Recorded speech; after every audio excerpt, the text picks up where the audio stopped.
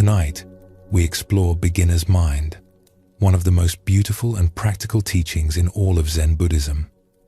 Beginner's mind teaches us something simple yet profound. It shows us how to approach life with fresh eyes, open hearts, and genuine curiosity. Not by forcing ourselves to be different, but by recognizing what becomes possible when we let go of always needing to know, always needing to be certain, always needing to have everything figured out. Before we begin, feel free to share what time it is and where you're listening from. As we journey through these teachings tonight, you may find your breathing naturally deepening, your mind naturally settling. This is not something you need to make happen. It is the natural response when we stop struggling and allow ourselves to simply be present. The stories and teachings will unfold gently, carrying you deeper into rest with each one. Simply allow yourself to listen, to receive, to let these ancient wisdoms settle into you like nourishing rain soaking into earth. Let us begin this gentle journey together. In Zen Buddhism, there is a beautiful teaching called beginner's mind. It points to a way of approaching life with fresh openness, as if encountering everything for the first time. This is not about pretending to be ignorant or throwing away what we know. It is about holding our knowledge lightly enough that we remain available to new understanding. Have you ever tried to learn something new, only to find yourself thinking, "Yes, I know this already"? That small voice of resistance that rises up when we feel we already understand. Most of us encounter this voice regularly. We think we already know what the other person is going to say, so we stop really listening. We think we understand a concept, so we stop examining it closely. This habit shapes our lives more than we realize. When we approach everything with certainty that we already know, we close ourselves off from new understanding. The teacher who could help us cannot reach us. The book that contains valuable insights slides past us. The experience that could transform us leaves us unchanged because we are too busy comparing it to what we already think we know. We miss opportunities for growth. We stay stuck in familiar patterns. We repeat the same mistakes. This is the cost of being full. Beginner's mind addresses the problem of fullness directly. It teaches us that real learning often requires letting go of what we think we already know. Not to become ignorant, but to become open. Not to forget everything, but to create space for something new to enter. In Zen, there is a teaching about this using a simple image. Imagine you are holding a cup. If that cup is already full to the brim, what happens when someone tries to pour fresh tea into it? The tea simply overflows and is wasted. The tea might be the finest in the world, brewed with perfect care, but your full cup cannot receive it. The problem is not the tea. The problem is your fullness. Our minds work the same way. When we approach life with our minds already full of opinions, conclusions, and fixed beliefs, we cannot receive anything new. The wisdom being offered to us simply overflows and is lost. This teaching invites us to notice how full we have become. Not full of genuine wisdom, but full of assumptions we have mistaken for wisdom. Full of second-hand knowledge we have never tested. Full of conclusions we reached long ago and never questioned since. Beginner's mind starts with recognizing this fullness. Once we see how full we are, we can begin to explore what it might mean to empty ourselves. Let us explore a story that shows this truth. There once lived a scholar named Hideo who had devoted his entire life to studying Buddhist philosophy. For 40 years, he had read every text he could find. His home was filled with ancient scrolls and manuscripts. The walls were lined with wooden shelves holding rare books he had collected from across the country. He could recite complete sutras from memory. He could debate the most subtle points of doctrine with anyone. Students traveled to sit at his feet and learn from his vast knowledge. Hideo took genuine pride in his learning. He had sacrificed much for his studies. While others pursued worldly success, he had pursued understanding. While others accumulated wealth, he had accumulated knowledge. He saw himself as a keeper of wisdom, someone who had mastered the teachings through decades of devoted study. One autumn, travelers passing through his town spoke of a Zen master who lived in a remote mountain monastery. This master, they said, understood Buddhist truth in a way that went beyond books and scholarly debate. People claimed that even brief conversations with him could shift your entire understanding of reality. When Hideo heard these stories, he felt both curious and skeptical. How could an isolated mountain monk know more than someone who had studied for 40 years? What could this hermit possibly understand that was not already contained in the texts Hideo had mastered? Still, the stories intrigued him enough that he decided to make the journey. Perhaps he could test this master's knowledge. Perhaps he could even correct any misunderstandings the master might have. The journey to the monastery took 3 days of difficult travel. The mountain paths were steep and rocky. Hideo was not accustomed to such physical exertion. His body ached. His feet developed painful blisters. By the time he finally reached the temple gates, he was exhausted and irritable. A young monk, perhaps 16 years old, greeted him at the entrance. The boy bowed respectfully and led Hideo through the monastery grounds in silence. The place was surprisingly plain. No impressive buildings. No elaborate gardens. Just simple wooden structures arranged around a courtyard where fallen leaves gathered against the walls. Everything looked worn from use and weather. The young monk brought Hideo to a small room where Master Bankei was waiting. The master sat on a faded cushion near a low wooden table. He was much older than Hideo had imagined, perhaps 80, with deep lines in his weathered face. His hands were rough and scarred, the hands of someone who had done physical labor for many years. He wore the same simple robes as the young monk, patched and faded. Hideo felt a wave of disappointment. This ordinary old man was the great teacher everyone spoke of? He had expected someone more impressive, more refined. "Welcome, friend," Master Bankei said with a gentle bow. His voice was soft but clear. "Please, sit. You look tired from your journey. May I offer you some tea?" Hideo sat down on the cushion across from the master. "Yes, thank you. I have traveled far to meet you." Master Bankei nodded and began preparing tea. He worked slowly, giving careful attention to each small action. He rinsed a ceramic teapot with hot water. He measured tea leaves from a plain wooden box.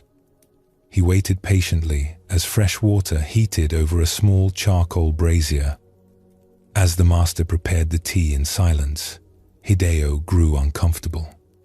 He was accustomed to being recognized for his achievements. He had expected the master to ask about his background, to show interest in his learning. But Master Bankei seemed completely absorbed in making tea. Unable to bear the silence, Hideo felt compelled to establish who he was. "I should tell you that I am not an ordinary student," he began. "I have studied Buddhist texts for 40 years.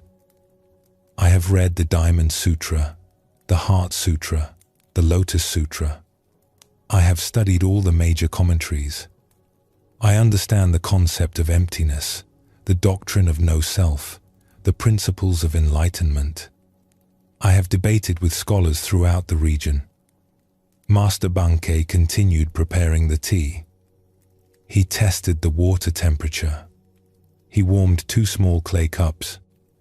His face showed no particular reaction to Hideo's impressive credentials. Hideo continued talking, his voice gaining emphasis. I have devoted my entire life to understanding the Dharma. I can explain the most complex philosophical points. I have memorized countless teachings. But despite all my knowledge, I feel something is missing. I can explain enlightenment in perfect theoretical terms, but I want to understand the direct experience. I want to know what all these texts are actually pointing toward. The master smiled slightly and picked up the teapot. He began pouring the pale green tea into Hideyo's cup. The liquid steamed gently as it flowed from the spout. The delicate aroma of green tea filled the small room. As the cup filled, Hideo kept talking.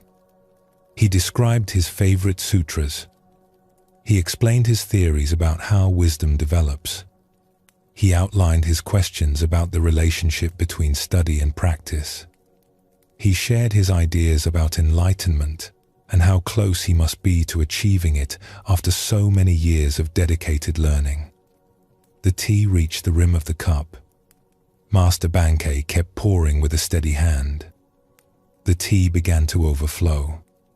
It spilled over the edge of the cup onto the wooden tray beneath. Still the master poured, the stream of tea continuing to flow.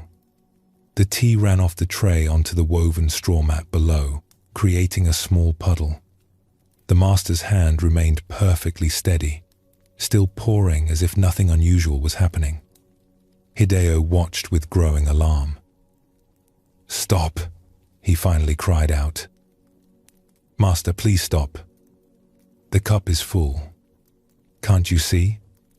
It cannot hold any more. You're wasting the tea."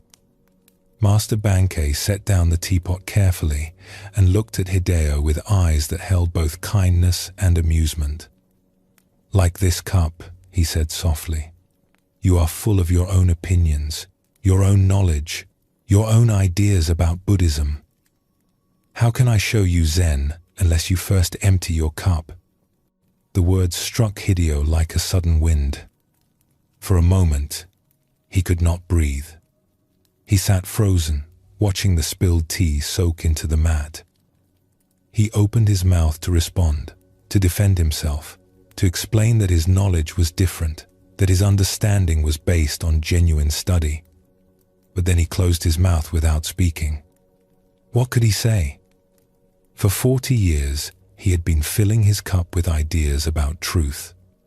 Concepts upon concepts. Theories upon theories. He had spent decades accumulating knowledge, always seeking to understand more, to know better, to master every teaching. He had come to this mountain to add one more thing to his vast collection of learning. He had not come to empty himself. He had not come to question his understanding. He had come to demonstrate how much he knew, to confirm his own wisdom. The scholar sat in silence, watching the dark stain spread across the mat. In that moment, looking at the overflow, he understood something he had missed in 40 years of study. He had been collecting answers without ever truly opening himself to the questions. He had been building walls of knowledge around himself, walls that protected him from genuine encounter with reality as it actually is. "Forgive me, Master," Hideo said quietly. His voice sounded different now, softer, uncertain. "I see now that I did not come here to learn. I came here to show you how much I already know. I came seeking confirmation, not truth." Master Bankei picked up a cloth and began wiping up the spilled tea. He moved with the same careful attention he had shown while preparing it. "There is nothing to forgive," he said gently. "Many people come here with full cups. I once had a full cup myself. The important thing is that you have noticed. This noticing is the beginning of emptying." He wrung out the cloth and looked at Hideo with clear eyes. "Your 40 years of study are not wasted. The texts you have read contain genuine wisdom. But there is a difference between knowing about wisdom and being wisdom. A map of a territory is not the territory itself. You have been studying maps for 40 years. Perhaps now you are ready to take your first actual step on the ground. Take a gentle breath now. Feel what it might be like to set down, just for a moment, the weight of everything you think you already understand. This story reveals something essential about beginner's mind. Hideo's knowledge was not wrong. The sutras he had studied did contain wisdom, but his relationship to that knowledge had become a barrier. He wore his learning like armor that protected him from having to change. The problem was not that Hideo knew too much. The problem was that he believed his knowledge was complete. He approached the master with his cup already full. There was no room left for anything new to enter. We can learn from this. Knowing about something is not the same as knowing something directly.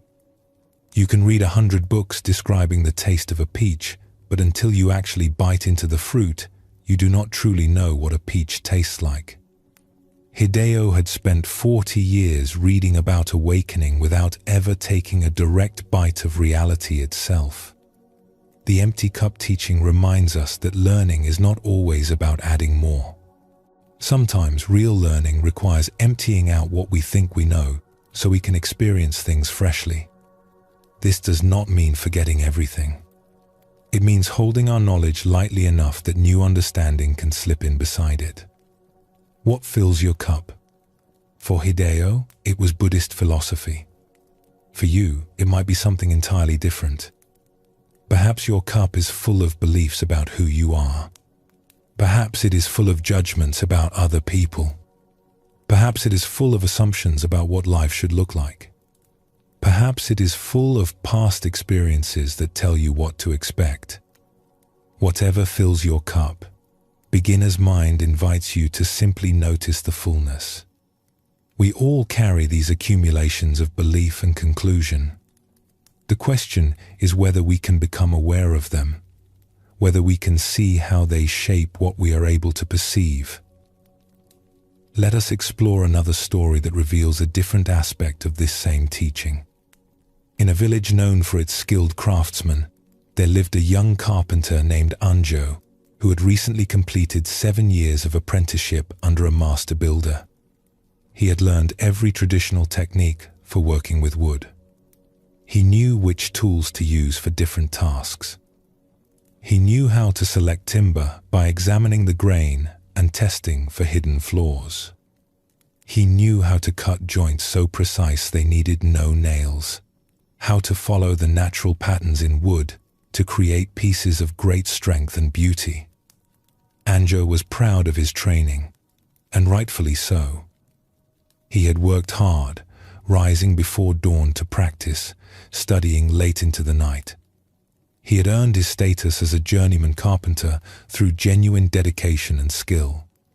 Other young men in the village looked up to him as someone who had mastered his craft. When the village decided to build a new meditation hall at the local temple, Anjo immediately volunteered. This would be his chance to demonstrate his abilities. On the first morning, Anjo arrived before anyone else. The sun was just beginning to lighten the sky. The air smelled of dew and fresh-cut timber. Anjo walked around the building site, noting where he would make improvements to the plans. Soon other carpenters began to arrive. Among them was an old man named Saburo, who had been building in the village for over 50 years. His back was bent. His hands were gnarled and scarred. He moved slowly, but his eyes were bright. "Good morning, Elder," Anjo said with a respectful bow. "I am ready to begin work. I have several ideas about how we should approach this project efficiently." Saburo looked up from a piece of timber he had been examining and smiled gently. "Good morning, young Anjo. I am grateful for your help. Your teacher tells me you learned well from him." He ran his weathered hand along the wood. "But before we begin, Would you help me with something?" "Of course," Anjo said, eager to be useful. Saburo selected a rough piece of pine from the stack and handed it to Anjo. It was perhaps 2 feet long, still showing saw marks along its edges. "Tell me about this wood." Anjo examined it quickly, the way he had been trained to assess lumber. "This is pine. It is softer than oak, but easier to work with. Good for interior walls, but not suitable for load-bearing beams. The grain runs fairly straight, which makes it appropriate for planking. This particular piece has no major defects that I can see. It should serve well for the project." "Very good," Saburo said, nodding. "You know wood well. Your training was thorough." He paused. "Now, would you do something for me? Would you sit with this piece of pine for a while? Just hold it. Feel its weight. Notice its color in this morning light. Pay attention to its smell. See what the wood itself wants to tell you, not what your training tells you about wood in general." Anjo felt a flash of impatience. He had already examined the wood and given his professional assessment. He already knew about pine. Every carpenter knew about pine. Why waste precious time on such a simple exercise when there was so much work to be done? He could hear the other carpenters already beginning to measure and mark. The sound of their activity filled the air. He wanted to be part of that productive work, not sitting idly. But he respected Saburo too much to refuse. The old carpenter had a reputation for quiet wisdom, even if his methods sometimes seemed unusual. So Anjo walked to a large flat stone at the edge of the work site and sat down, holding the piece of pine in his hands. At first, his mind filled with everything he had learned about pine. He mentally reviewed the different grades of pine wood. He thought about proper techniques for cutting it, sanding it, joining it. He remembered projects he had completed using pine. Technical facts and procedures flowed through his mind. But Saburo had asked him to just sit and hold the wood. So Anjo tried to quiet his thinking and simply pay attention. As the minutes passed and he continued sitting quietly, something began to shift in his awareness. He noticed that this particular piece had a small knot about halfway along its length. The knot created a darker circle in the pale wood, with the grain fibers swirling around it like water flowing around a stone. He had seen thousands of knots before, but he had never really looked at one this closely. The pattern was beautiful, like a small spiral captured in the wood. He felt the slight roughness where the saw had cut through. He detected a faint scent that reminded him of forest walks after rain. Not just the generic smell of pine, but something more particular. He observed how the morning sun made the grain shimmer. Light and shadow played across the surface as clouds passed overhead, revealing depths he had not noticed. The wood contained shades ranging from pale cream to rich gold to hints of orange. The longer he sat, the more he noticed. The weight of the wood in his hands, the way it had warmed from his body heat. Small imperfections that gave it character. The grain patterns told a story of the tree's growth, years of rain and drought recorded in the varying widths of the rings. After some time, Anjo heard footsteps approaching. He looked up to see Saburo making his way over. The old carpenter sat down on the stone beside him with a quiet groan, his aging joints protesting the movement. "What did you discover?" Saburo asked gently. Anjo looked down at the wood in his hands, surprised by how much he wanted to share. "This wood," he said slowly, searching for the right words, "is not just pine in general. It is this particular piece of pine, with its own character and story. I have worked with hundreds of pieces of wood, maybe thousands during my training. But I realize now that I have never really looked at any of them this closely. I have been seeing what I expected to see, what I was taught to look for, not what was actually there in front of me. He turned the piece over in his hands, feeling its texture. I can tell you all the technical properties of pine. I can tell you exactly how to work with it. But until this morning, I had never actually met a piece of pine. I had only met my ideas and knowledge about pine. Saburo nodded slowly, a small smile appearing on his weathered face. You have good training, Anjo. Your teachers gave you valuable knowledge. The techniques they taught you are sound and will serve you well. But knowledge can sometimes become like a veil that prevents us from seeing what is right in front of us.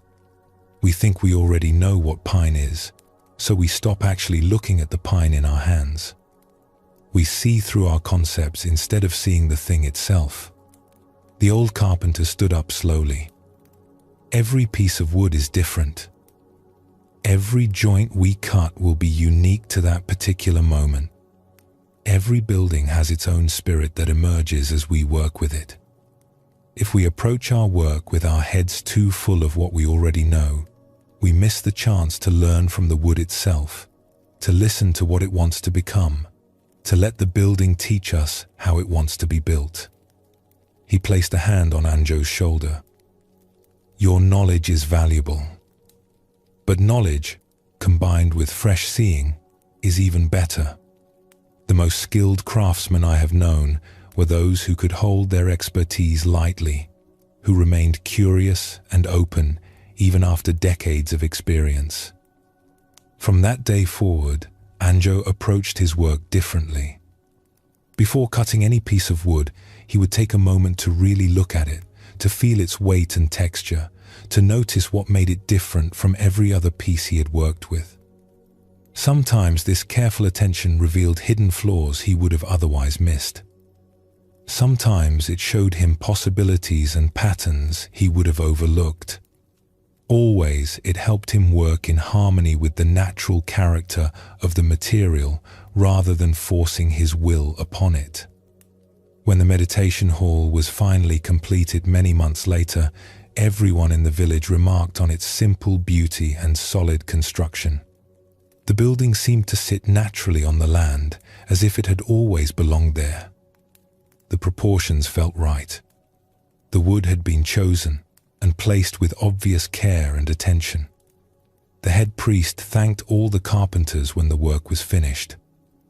When he spoke to Anjo, he said, "Your work shows great maturity for someone so young. You clearly have skill, but more than that, you have attention. I can see in these joints and beams that you were listening to the wood, not just imposing technique upon it." Later, when Saburo asked Anjo what he had learned from the project, the young carpenter said, "I learned that 7 years of training taught me how to be a carpenter. But 3 months of actually paying attention taught me how to meet wood. My training gave me the tools and techniques, but attention gave me the relationship. Both are necessary, but I had been trying to work with only one." Take a gentle breath and notice what it feels like in your body when you approach something without needing to prove what you already know. This story shows us another way our cups become full. It is not just intellectual knowledge that fills us. It is also our past experiences, our training, our habits of perception. Anjo had real skill as a carpenter. His training was valuable, but he had begun to see wood through the lens of his knowledge rather than seeing wood as it actually was. Beginner's mind does not mean throwing away what we have learned. Anjo did not forget his carpentry skills. Instead, he learned to hold his knowledge more lightly. He learned to let his training inform his work without letting it blind him to what was present. This is what the empty cup points toward. Not ignorance, but openness. Not forgetting, but seeing freshly. When we empty our cup, we make room for reality as it actually is, not just as we expect it to be. In your own life, you bring experience and knowledge to everything you do. This is natural and often helpful. The question is, does your knowledge serve you, or do you serve your knowledge? Can you hold what you know lightly enough that you remain open to new discovery? Consider something you have done thousands of times. Perhaps making your morning tea. Perhaps walking a familiar path. Perhaps talking with someone you have known for years. Do you really see these activities anymore, or do you simply go through the motions based on habit? What might you discover if you could approach them as if for the first time? The empty cup is not about becoming empty of everything. It is about becoming empty of fixed ideas and rigid conclusions so we can be full of fresh perception. It is about creating space for what wants to emerge, rather than forcing everything to fit the patterns we established in the past. Master Bankei did not tell Hideo to burn his books. He simply showed him that his fullness was preventing him from receiving anything new. Saburo did not tell Anjo that his training was worthless. He helped him see that real mastery comes from combining knowledge with fresh attention. Both stories point to the same truth. We can learn to empty our cups not just once, but continuously. Each moment invites us to set down our assumptions and meet life directly. Each encounter offers us the choice to respond from what we already know or to respond from fresh awareness. This is the foundation of beginner's mind. Before we can see with fresh eyes, before we can embrace not knowing, before we can approach life with wonder, we may first need to recognize how full we have become. We can notice the weight of our opinions and fixed ideas. We can observe how our certainty shapes what we perceive. And we can be willing to pour out that fullness so we can receive what each moment offers. As you rest now with these teachings, simply notice: what fills your cup? What beliefs and assumptions do you carry? What knowledge do you hold so tightly that it has become a barrier rather than a tool? There is no need to force anything. Simply notice the fullness with gentle awareness. This noticing itself is the beginning of emptying. The cup that knows it is full can begin to pour itself out. The mind that recognizes its own certainty can begin to soften into openness. This is where the path of beginner's mind begins. With simple, honest recognition of how we meet each moment, with gentle willingness to set down what we think we know and open ourselves to what actually is. There is something that happens to us as we grow familiar with our lives. The route we walk every day becomes invisible. The face we see across the breakfast table becomes a habit.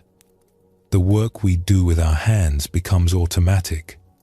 We move through our days half asleep, going through motions we have repeated so many times that we no longer need to pay attention.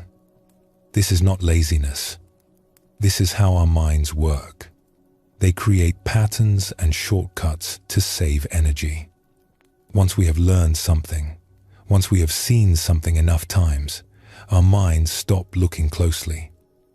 They fill in the details from memory instead of gathering them fresh from the world. This is efficient, but it comes at a cost. We stop seeing what is actually there. We see what we expect to see. We see yesterday's sunrise instead of today's. We see the person we married 20 years ago instead of the person sitting across from us now. We see the job we started doing years ago instead of the work that is actually in front of us today. Beginner's mind invites us to see with fresh eyes. Not once in a while, but as a way of being. This is one of the most profound practices in Zen.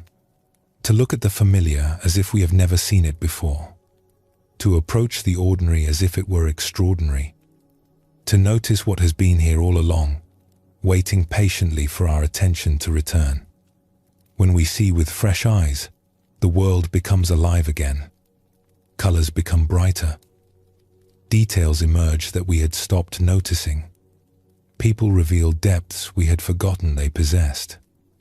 Even our own lives become interesting again, no longer just a series of repeated patterns, but a constantly unfolding story. This is not about trying to feel amazed or forcing ourselves to see beauty where we do not feel it. It is about removing the veil of familiarity that has settled over our perception. It is about letting things be what they actually are instead of what we have decided they are. Let us explore a story that shows this truth. There once lived a calligrapher named Makoto, who was known throughout the region for the beauty of his work. For 30 years, he had practiced his art with dedication. Every morning, he would rise before dawn and spend 2 hours writing characters with brush and ink. His strokes were confident and graceful. His work was sought after by temples and wealthy families alike. Makoto had a particular way he liked to begin each day. After his morning practice, he would walk through the garden behind his house on his way to the well to wash his brushes. The garden was small and simple. A stone path wound between a few carefully placed rocks and several old pine trees. A small pond reflected the sky. Nothing elaborate or impressive, just a quiet space that belonged to his home. He had walked this path thousands of times. In spring, in summer, in autumn, in winter, in morning light and evening shadow. He knew every stone, every tree, every turn of the path. His feet found their way without his mind needing to guide them.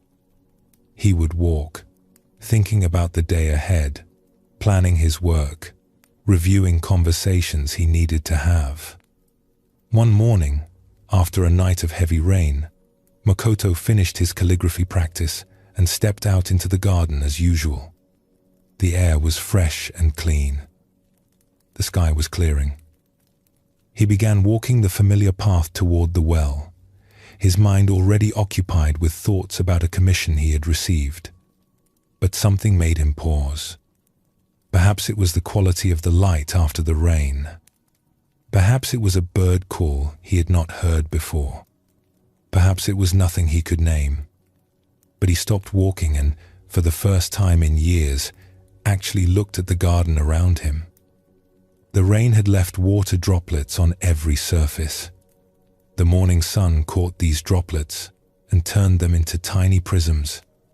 The old pine tree that he passed every day was covered in thousands of glittering points of light, each one holding a miniature rainbow. He had never noticed this before, though it must have happened after every rain. The moss on the rocks along the path had turned a shade of green so vivid it almost hurt to look at. How long had it been that green? Had it always been that green and he had simply stopped seeing it? He noticed that one of the rocks near the pond had a small crack running through it. Water had gathered in the crack, and a tiny insect was drinking from it. The scene was so small, so ordinary, yet he found himself completely absorbed in watching this insect go about its business.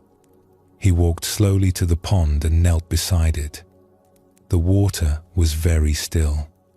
He could see his own reflection clearly on the surface, but he could also see through the water to the smooth stones at the bottom, and he could see the reflection of the sky and clouds. All three layers visible at once: the surface, the depth, the reflection. How many times had he glanced at this pond without really seeing it? Makoto stayed in the garden for over an hour that morning. He looked at things he had seen every day for 30 years as if he had never seen them before. The way lichen grew in patterns on the north side of a rock. The particular curve of a pine branch. The sound of water dripping from leaves. The smell of wet earth and vegetation. When he finally went inside, he found he could not work on his commission. His mind was too full of what he had just seen. Instead, he took out fresh paper and began to paint. Not characters, but images. The pine tree with its droplets of light, the vivid moss, the layered pond. The paintings were unlike anything he had created before. They were simpler than his usual work, but they held something alive in them. People who saw them later said they could feel the freshness of the morning in those images. But more important than the paintings was what happened to Makoto himself. He began to walk differently through his days. He began to actually see the people he spoke with, to notice the changes in their faces and voices. He began to taste his tea instead of simply drinking it. He began to feel the brush in his hand instead of just using it automatically. His calligraphy changed too. It became more spontaneous, more alive. People said his work had always been technically perfect, but now it had something else. A presence, an attention, as if each stroke was made with complete awareness rather than from habit. One day, a student asked him what had changed in his practice. Makoto thought for a long moment before answering. "I stopped assuming I knew what things looked like," he said. "For 30 years, I walked through my garden seeing the garden I remembered instead of the garden that was actually there. I wrote characters I remembered instead of characters I was actually creating in that moment. I had stopped being present for my own life."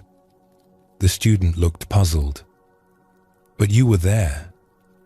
How could you not be present?" Makoto smiled. "My body was there. My hands were there. But my attention was somewhere else. I was living in memory and habit instead of in reality. The garden changed every day, every hour, but I only saw my idea of the garden. It took a moment of actually looking to show me the difference." Take a gentle breath now. Notice what you are seeing around you at this moment. This story shows us something essential about seeing with fresh eyes. Makoto had not changed. The garden had not changed. But everything was different because he had finally brought his full attention to what was actually present. We can all recognize this experience. We live in houses we no longer really see. We drive routes we no longer truly notice. We interact with people we love but have stopped really looking at. Our minds are so full of memory and expectation that we miss what is actually here. Beginner's mind teaches us that fresh seeing is always available to us. We do not need to go somewhere new or find something extraordinary. We only need to bring our full attention to what is already here. The familiar, when truly seen, becomes new again. Makoto's garden had always held that beauty. The morning light had caught the raindrops in exactly that way countless times before. But he had not been present to see it. His eyes were open, but he was not truly looking. When he finally looked, the world revealed itself. This is not about trying to see things differently or forcing ourselves to appreciate what is around us. It is about removing the filter of assumption that prevents us from seeing at all. When we approach something familiar as if we have never encountered it before, we allow it to show us what it actually is rather than what we think it is. Let us explore another story that shows a different aspect of this teaching. In a monastery high in the mountains, there lived a cook named Oshin, who had been preparing meals for the monks for 20 years. 3 times each day, she would cook rice, vegetables, and soup for the community. The same simple food, prepared in the same simple way, year after year. Oshin took pride in her work, but after 20 years, the routine had become so familiar that she could prepare an entire meal without thinking about it. Her hands knew exactly how much rice to measure, how much water to add, how long to let it cook. She could chop vegetables while her mind wandered to other thoughts. The work happened automatically, efficiently, perfectly. One autumn, a new monk arrived at the monastery. His name was Jiro, and he had been assigned to help Oshin in the kitchen as part of his training. On his first morning, he entered the kitchen while Oshin was preparing breakfast. Oshin was moving through her usual routine. She measured rice into a pot, added water, set it to cook. She began chopping vegetables for the soup. Her movements were quick and sure, the result of 2 decades of daily practice. Jiro watched her work for a few moments, then asked, "May I help with the vegetables?" Oshin handed him a knife and a radish. "Cut it into thin slices," she instructed, then returned to her own work. After a few minutes, she glanced over to see how he was doing. Jiro was still working on the same radish. He was cutting very slowly, examining each slice carefully before making the next cut. "You need to work faster than that," Oshin said, a touch of impatience in her voice. "We have to feed 40 monks, and breakfast must be ready soon." Jiro nodded but did not speed up. He continued his careful, slow cutting. Oshin finished her own vegetables and came over to see what was taking him so long. "What are you doing?" she asked. Jiro held up a thin slice of radish. "Have you ever really looked at a radish?" he asked. "The way the white flesh gradates to pale green at the edges, the delicate pattern of fiber running through it. Each slice is slightly different from the one before it." Oshin was about to tell him they did not have time for such observations when something made her stop. She took the slice of radish from his hand and looked at it. Really looked at it. She had cut thousands of radishes in her life, maybe tens of thousands. But she could not remember the last time she had actually seen one. The slice was beautiful in its simplicity. The crisp white flesh, the hint of green, the way light passed through it in some places and not in others. It looked alive in a way that surprised her. "I cook radishes every day," she said quietly. "But I have forgotten what they look like." Over the following days, Jiro's presence in the kitchen began to change how Oshin worked. He approached every simple task with complete attention. When he washed rice, he watched the water turn cloudy with starch, observed how the grains moved in the swirling water. When he stirred soup, he noticed the way steam rose and curled in the air above the pot. His slowness frustrated her at first, but gradually, his attention became infectious. She found herself pausing to notice things she had not seen in years. The particular sound rice made when it was perfectly cooked. The smell of vegetables at different stages of cooking. The weight of a knife in her hand. The coolness of water when she washed ingredients. One morning, as she was making tea for the monks, she watched the leaves unfurl in the hot water. She had made tea thousands of times, but she had never really watched this happen. The dried leaves slowly opened, releasing their color and flavor into the clear water. It was like watching flowers bloom in fast motion. How had she never noticed this? Jiro saw her watching and smiled. "Everything is interesting when we actually pay attention," he said. "But how do you maintain this attention?" Oshin asked. "How do you keep seeing things freshly when you do the same tasks every day?" "I don't know if I maintain it," Jiro admitted. "Sometimes I lose it and have to find it again. But I think the practice is to remember that each moment is new. This radish has never been cut before. This rice has never been cooked before. Each time is the first time, if we allow it to be." Oshin thought about this. For 20 years, I have been cooking the same meal. Or at least, I thought it was the same meal. But you are right. Each day is different. Each vegetable is different.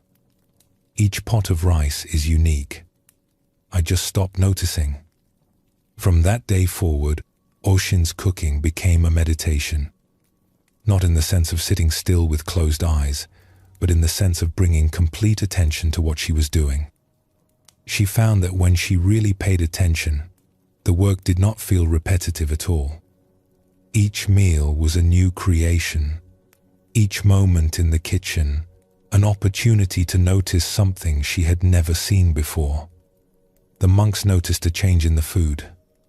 They could not say exactly what was different, but somehow the meals tasted more vibrant, more alive. When they asked Oshin about it, she said, "Nothing has changed. I am cooking the same food in the same way. But now I am actually present while I cook. Perhaps you can taste the attention." Years later, after Jiro had moved on to another monastery, a young monk asked Oshin about her cooking practice. She told him, "A wise young monk taught me that I had gone blind from familiarity. I had stopped seeing what was in front of me because I thought I already knew what it was. He showed me that fresh eyes are always available to us. We only have to remember to open them." This story reveals another dimension of seeing with fresh eyes. Oshin had become so skilled at her work that she no longer needed to pay attention to it. This efficiency served her in some ways, but it also meant she had lost contact with the actual experience of cooking. Jiro showed her that attention is not just about noticing beauty or finding things interesting. It is about being present for our own lives. When Oshin cooked without attention, she was not really there. Her body was moving through the motions, but she was somewhere else in her mind. When she brought her attention back, she came back to life. This teaching applies to everything we do regularly. The more familiar something becomes, the less we truly see it. We think we know what our morning coffee tastes like, so we stop tasting it. We think we know what our partner looks like, so we stop really seeing them. We think we know how to do our work, so we stop paying attention while we do it. But when we bring fresh attention to familiar things, we discover that they are not as familiar as we thought. Each cup of coffee is unique. Each person changes from day to day. Each moment of work holds something new if we are present for it. The practice of seeing with fresh eyes is not complicated. It does not require special training or unusual abilities. It simply requires remembering to look, to actually see what is in front of us, instead of seeing our memory or expectation of it. This is why beginner's mind is called a practice. It is not something we achieve once and then possess forever. It is something we return to again and again. Each time we notice we have drifted back into automatic habits of perception. We can practice this right now, wherever we are. Look at something near you as if you have never seen it before. Notice its color, its texture, its shape. Listen to the sounds around you as if you have never heard them. Feel whatever your body is touching as if you have never felt that sensation. This simple practice can transform our experience of life. Not because life changes, but because we begin to actually experience it instead of sleepwalking through it.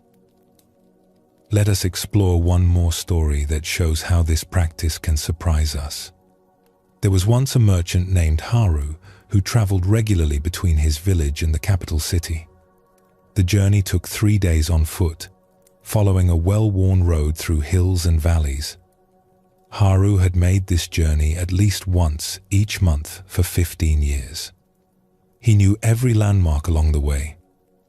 The twisted tree at the first hill, the stream crossing at the valley bottom, the shrine where travelers left offerings. Haru's mind was always busy during these journeys. He would calculate profits and losses. He would plan his negotiations with suppliers. He would worry about his family back home. The road was just the thing he walked on to get from one place to another. He barely saw it anymore. One spring morning, Haru set out on his monthly trip. The weather was fine, and he expected to reach the first village by evening as usual. But a few hours into his walk, he came around a bend in the road and stopped abruptly. The twisted tree was covered in blossoms. White flowers had burst from every branch, transforming the gnarled old tree into something that looked like a cloud had settled among its limbs. The sight was so beautiful, it took his breath away. Haru stood staring at the tree. He had passed this tree perhaps 200 times, but he had never seen it in bloom before. Had it never bloomed in spring? That seemed impossible. Surely it bloomed every year. But if so, how had he never noticed? He realized with a shock that he could not even say what kind of tree it was. He knew it as the twisted tree, a landmark for navigation. But he had never really looked at it. He did not know its leaves, its bark, its nature. It was just a signpost to him, marking his progress along the route. Now, seeing it in full flower, he understood that he had been walking past miracles without seeing them. The tree had been offering this beauty every spring, and he had been too preoccupied to notice. Haru continued his journey, but something had shifted in him. He found himself actually looking at the road he was walking. He noticed wildflowers growing in the grass beside the path. He saw how the light changed as the sun moved across the sky. He heard birds he had never consciously registered before. When he reached the stream crossing, he paused to watch the water flow over the rocks. He had crossed this stream hundreds of times without really seeing it. Now he noticed how clear the water was, how it caught the light, how it made gentle sounds as it moved. That night, resting at a traveler's inn, Haru thought about his journey. I have been walking this road for 15 years, he realized. But today was the first day I actually saw it. How much else have I missed while I was lost in my thoughts? From then on, Haru's monthly journeys became different. He still thought about his business, still made his plans. But he also allowed himself to see where he was, to notice the changing seasons, to observe the life happening all around him, to be present for the walk itself, not just focused on the destination. He found that this attention did not slow him down or make him less efficient at his work. If anything, he arrived at each destination more refreshed, more alert. The practice of seeing with fresh eyes became a gift he gave himself 3 days each month. Years later, someone asked him about his travels. "Don't you get bored?" they asked, "walking the same road over and over?" Haru smiled. "It is never the same road," he said. "The road is different every time. I was the one who was always the same, seeing with old eyes. When I learned to see with fresh eyes, I discovered I had been walking through a world of constant beauty without noticing it." Take a gentle breath now and notice how you feel. These stories all point to the same teaching. Fresh seeing is not about going somewhere new or finding something unusual. It is about bringing our full attention to what is already here. When we see with fresh eyes, the ordinary reveals itself as extraordinary. Not because we are forcing ourselves to find it interesting, but because we are finally allowing ourselves to see what was always there. The beauty, the detail, the constant newness that we had covered over with our assumptions and habits. This practice of fresh seeing is available to us at any moment. We do not need special circumstances or particular locations. We only need to remember to actually look, to actually listen, to actually feel what we are experiencing right now. The beginner's mind does not know what to expect. It does not have fixed ideas about what things should look like or how they should be. It is open to whatever actually appears. This openness allows reality to reveal itself as it truly is, moment by moment, always new, always changing, always offering something we have never seen before if we have the eyes to see it. As you rest with this teaching, you might experiment with it gently. Choose something very familiar to you, something you see or touch or hear every day. Something so ordinary you usually do not notice it at all. And for just a moment, allow yourself to encounter it as if for the first time. What do you discover? This simple practice, repeated again and again, can wake us up to the life we are actually living instead of the life we think we are living. It can bring us home to the present moment, which is the only place beginner's mind actually exists. We live in a world that values certainty. We are expected to have opinions on everything, to know what we think, to be able to explain and defend our positions. When someone asks us a question, we feel pressure to provide an answer. To admit, "I don't know," can feel like admitting failure or ignorance. This pressure begins early. In school, we learn that having the right answer brings praise. Not knowing brings shame. We raise our hands confidently, or we keep them down in embarrassment. This teaches us that knowledge is good and not knowing is bad. That certainty is strength and uncertainty is weakness. But beginner's mind offers a different understanding. In Zen, not knowing is not a gap to be filled or a problem to be solved. It is a doorway to wisdom. When we can honestly say, "I don't know," we create space for genuine understanding to emerge. When we release our need to have all the answers, we become available to learn. This teaching seems backwards to many people. How can not knowing be valuable? How can uncertainty be a gift? But consider this. When we think we already know something, we stop looking. We stop listening. We stop being curious. Our certainty closes doors that not knowing leaves open. The person who knows everything cannot be taught anything new. Their cup is full. But the person who can say, "I don't know," with honesty and openness, has made space to receive wisdom from unexpected places. They remain teachable. They remain curious. They remain alive to possibility. This does not mean we should pretend not to know things we genuinely understand. That would be false humility. It means being honest about the limits of our knowledge. It means being comfortable with uncertainty. It means recognizing that there is always more to learn, always deeper understanding available, always perspectives we have not yet considered. Beginner's mind invites us to approach life with this comfortable not knowing, to meet each moment without the burden of needing to have everything figured out, to allow questions to remain questions instead of rushing to answers that might be premature or incomplete. Let us explore a story that shows this teaching. In a village at the edge of a great forest, there lived a woodcutter named Koji, who was known for his confident opinions on every subject.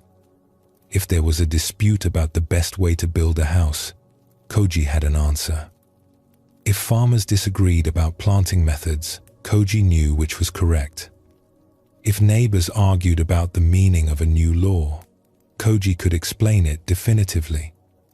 People would often come to Koji seeking his opinion, and he was always happy to provide it. He prided himself on never being uncertain, never appearing confused or ignorant. A man should know his own mind, he would say. Uncertainty is weakness. One autumn, a traveling monk stopped in the village for the night. The villagers gathered to hear news from other places, and someone mentioned that Koji always had answers to any question.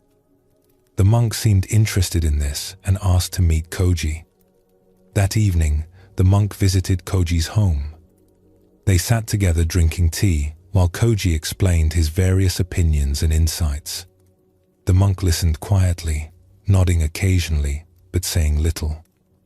Finally, the monk asked, "May I ask you a question?" "Of course," Koji said confidently. "Ask anything you like." "What is the purpose of a human life?" Koji did not hesitate. "The purpose of human life is to work hard, support your family, follow the laws, and honor your ancestors. This is obvious to anyone who thinks clearly." The monk nodded. "I see. And how do you know this?" "It is what everyone knows. It is what our traditions teach. It is common sense." "But what if someone from a different village with different traditions gave a completely different answer? Would they be wrong and you right? Or might there be truth in multiple answers?" Koji frowned. "Obviously my answer is correct because it is based on proper understanding." "I see," the monk said gently. "And tell me, have you ever been uncertain about anything?" Koji felt uncomfortable with this question. Uncertainty serves no purpose. A man either knows something or he does not. If he does not know, he should learn until he does. What if there are some questions that have no single correct answer? What if some truths are too large to be captured by one perspective? Then one must think more carefully until the correct answer becomes clear, Koji insisted. The monk was quiet for a moment. Then he said, "I have traveled to many villages and spoken with many wise people. Some say the purpose of life is to reduce suffering. Others say it is to seek enlightenment. Others say it is to express creativity or show compassion or understand nature. Each speaks with confidence, and each has good reasons for their view. When I hear all these different answers, each one thoughtful and sincere, I find myself thinking, I don't know which is true. Perhaps they all contain truth. Perhaps the question is larger than any answer I could give." Koji shook his head firmly. "You have simply not thought deeply enough to arrive at the correct answer. If you thought more clearly, the truth would become obvious." The monk smiled sadly. "Perhaps you are right. Or perhaps my not knowing allows me to keep learning, while your certainty prevents you from hearing perspectives you have not yet considered." After the monk left, Koji felt unsettled. He told himself the monk was simply confused, unable to think clearly. But something about the conversation stayed with him. A few weeks later, a dispute arose in the village. A farmer's goat had gotten loose and eaten vegetables from a neighbor's garden. The neighbor demanded payment for the damaged crops. The farmer said it was an accident and he should not have to pay. Both men came to Koji asking for his opinion.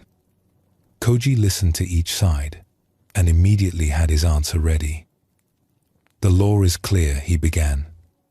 But then he stopped. For the first time, he found himself uncertain. The law seemed to support the neighbor's claim. But the farmer was poor and had many children. The neighbor was wealthy and the loss was small. What was fair? What was right? What was compassionate? "I need time to think about this," Koji said, surprising himself with these words. Both men looked shocked. Koji never needed time to think. He always knew. That night, Koji sat alone feeling troubled. He had built his entire identity on being the one who knew. But now he was discovering gaps in his certainty. The more he thought about the dispute, the more complex it seemed. Every answer he considered had problems. Every solution left something unaddressed. For the first time in his adult life, Koji allowed himself to think the words, "I don't know." It felt frightening at first, like standing at the edge of a cliff. But as he sat with this feeling, something unexpected happened. The pressure of always needing to know lifted slightly. The burden of maintaining certainty eased. In the space created by not knowing, he found himself able to think more freely. He began to consider perspectives he had never examined before. What if there was not one right answer, but several partial answers? What if wisdom sometimes meant holding multiple truths at once? What if the most honest thing he could say was simply, "This is complicated, and I am not certain of the best solution"? The next day, Koji met with both men again. "I have thought carefully about your dispute," he said. "And I must tell you honestly, I do not know the single correct answer. The situation has complexity I did not see at first. Perhaps we could talk together and find a solution that addresses both your concerns, rather than simply declaring one of you right and the other wrong." The men looked surprised, but they agreed. Through conversation, they found a middle way. The farmer would replace some of the damaged vegetables from his own garden. The neighbor would accept this and help the farmer repair the fence that had allowed the goat to escape. Both men left satisfied, and their friendship remained intact. Other villagers heard about this and were puzzled. Koji had always been so certain. Now he was admitting he did not know? Was he losing his wisdom? But Koji was discovering something the monk had tried to show him. Real wisdom sometimes looks like not knowing. It looks like being open to multiple perspectives. It looks like remaining teachable instead of certain. He began to speak differently. Instead of pronouncing definite opinions, he would say things like, "This is how it appears to me, but I may be seeing it incompletely," or "I am uncertain, but perhaps we could explore this together."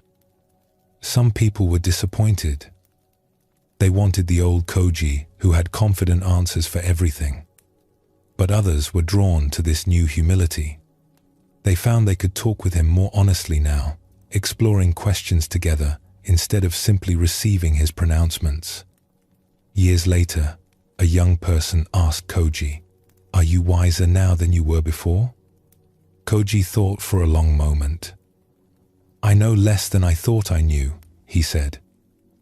"But I understand more. When I pretended to know everything, I stopped learning. Now that I can admit what I don't know, every day brings new understanding.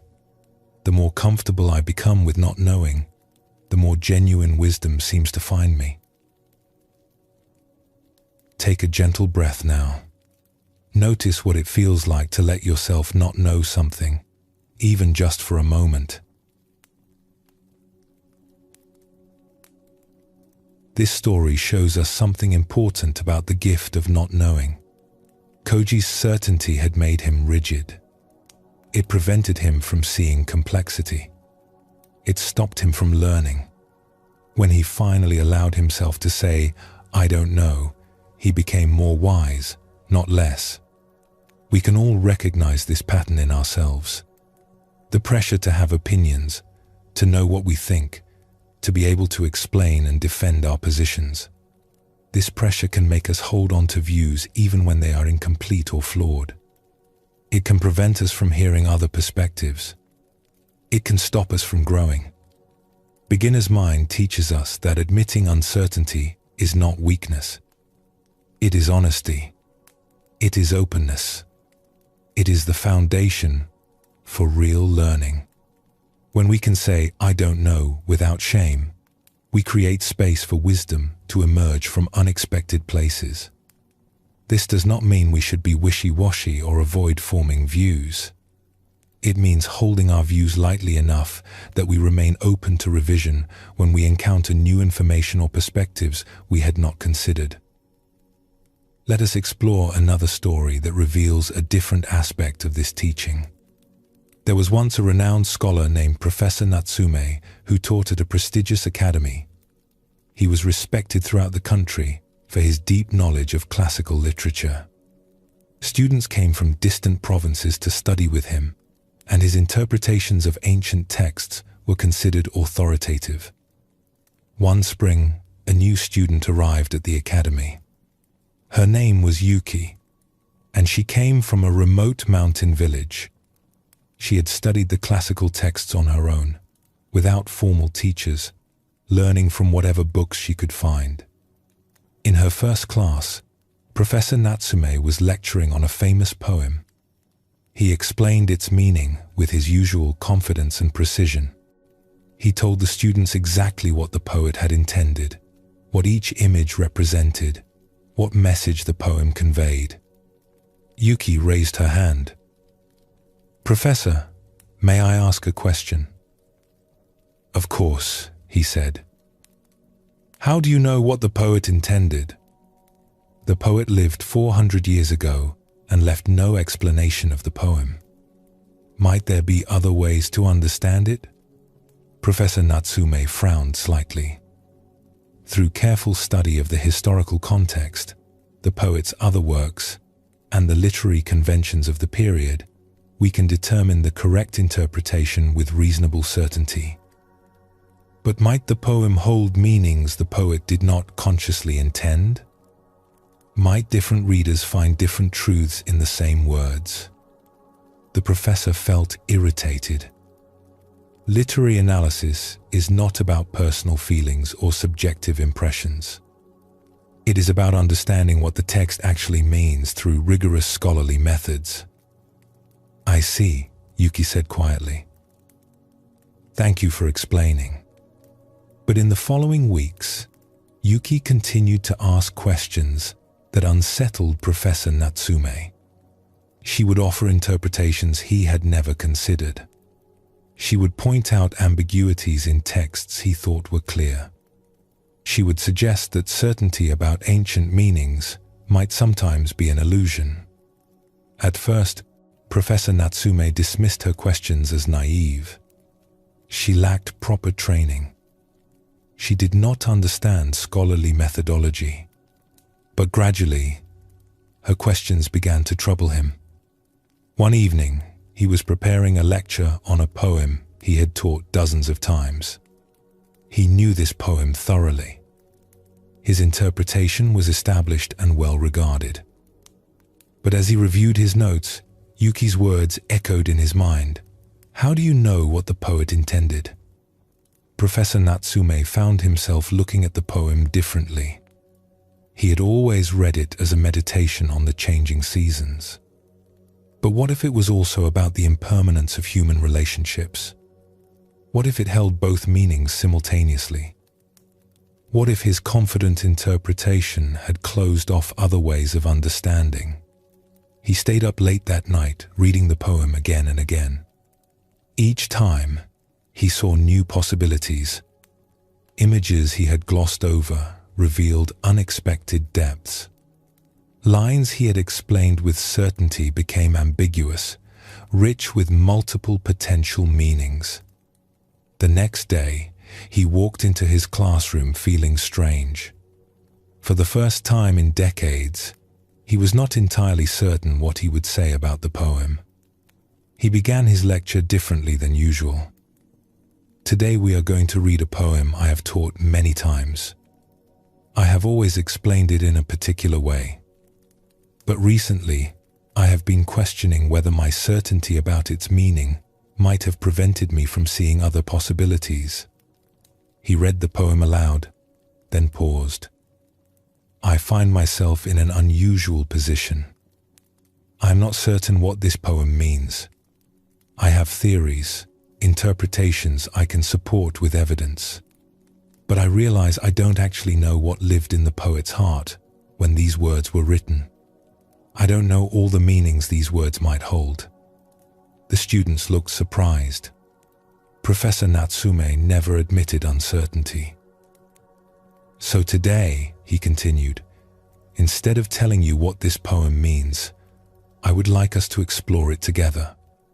Let us read it carefully and see what emerges. Let us allow not knowing to be our starting place. The discussion that followed was unlike any class Professor Natsume had ever led. Students offered insights he had never considered. They noticed connections he had overlooked. They brought their own experiences and perspectives to the poem, revealing layers of meaning his scholarly approach had never uncovered. Yuki raised her hand during the discussion. Professor, when you admitted you were not certain, something opened up. We all feel permission to explore honestly, instead of trying to arrive at the answer you want us to find. Professor Natsume felt something shift inside him. For decades, he had believed his role was to eliminate uncertainty, to provide definitive answers. But Yuki had shown him something different. Not knowing could be generative. It could create space for genuine discovery. It could allow new understanding to emerge.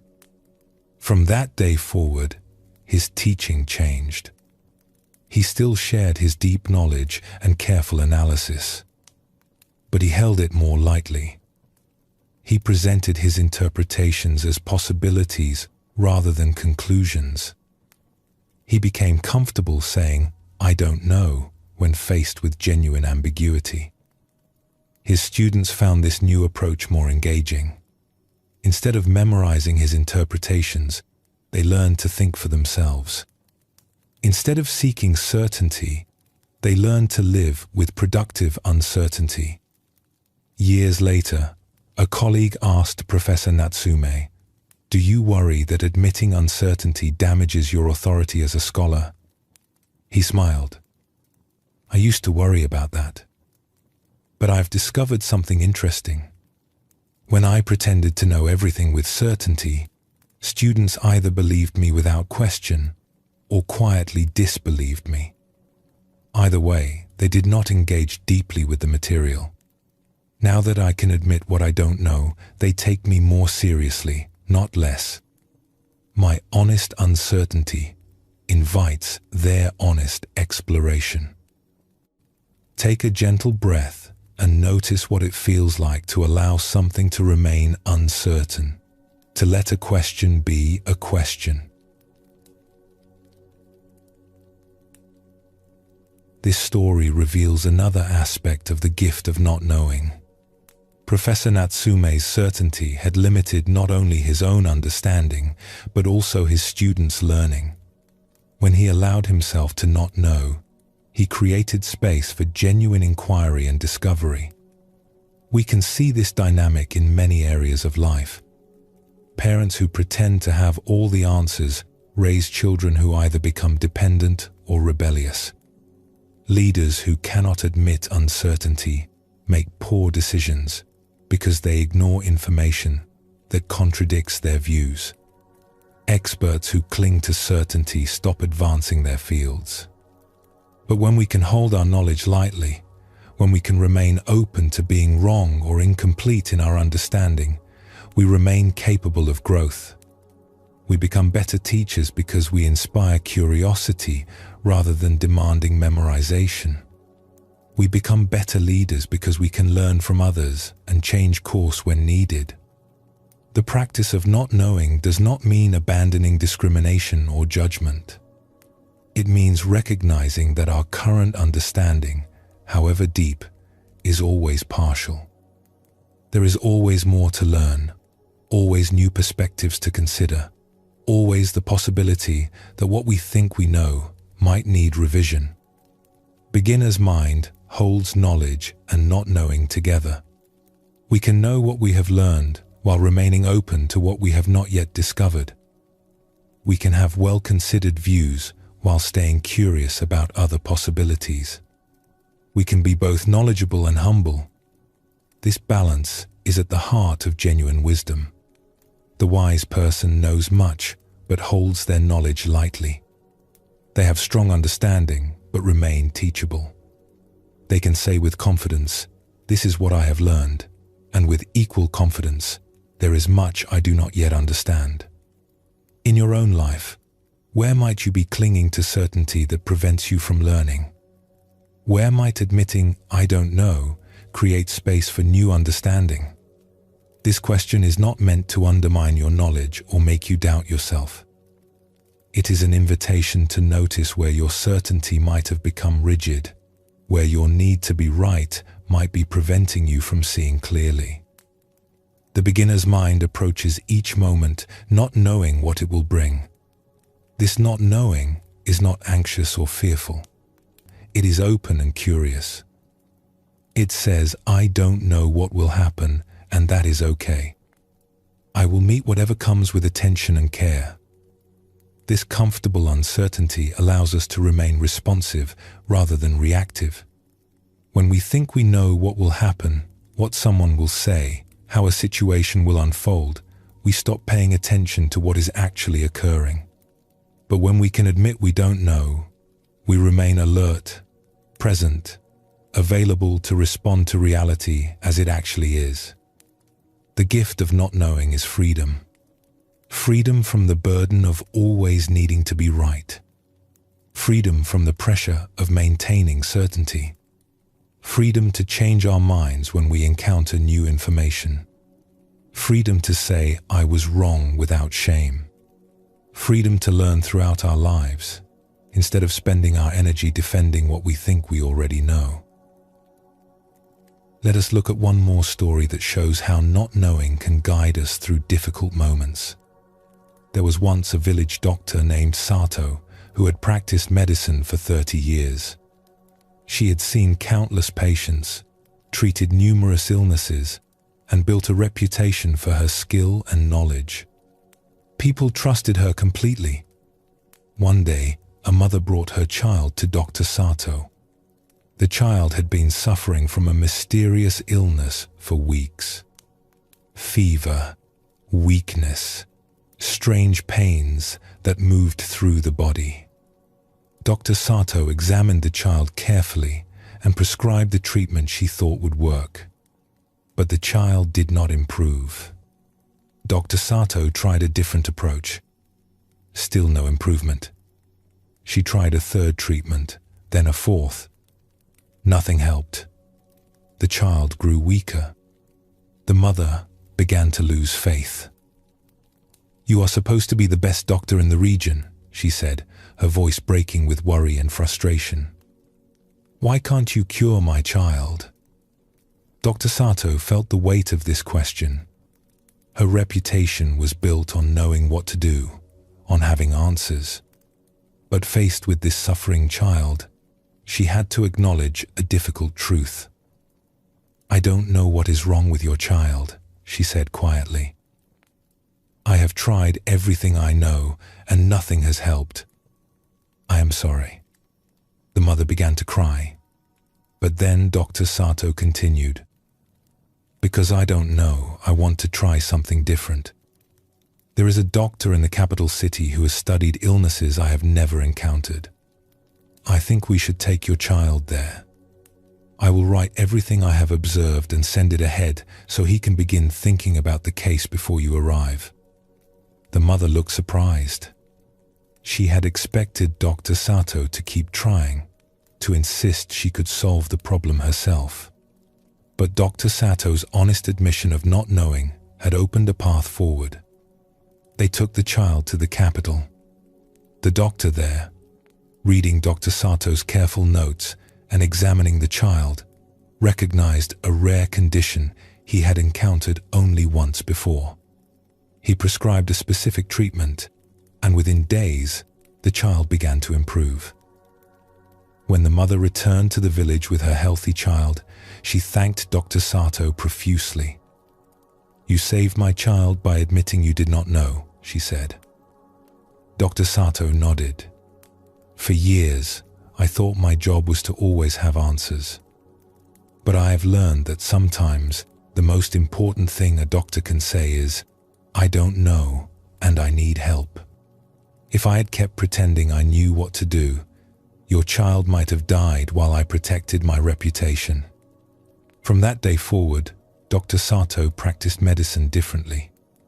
She was still skilled and knowledgeable, but she was also comfortable saying, "I don't know," when she encountered something beyond her understanding. She consulted with other doctors more freely.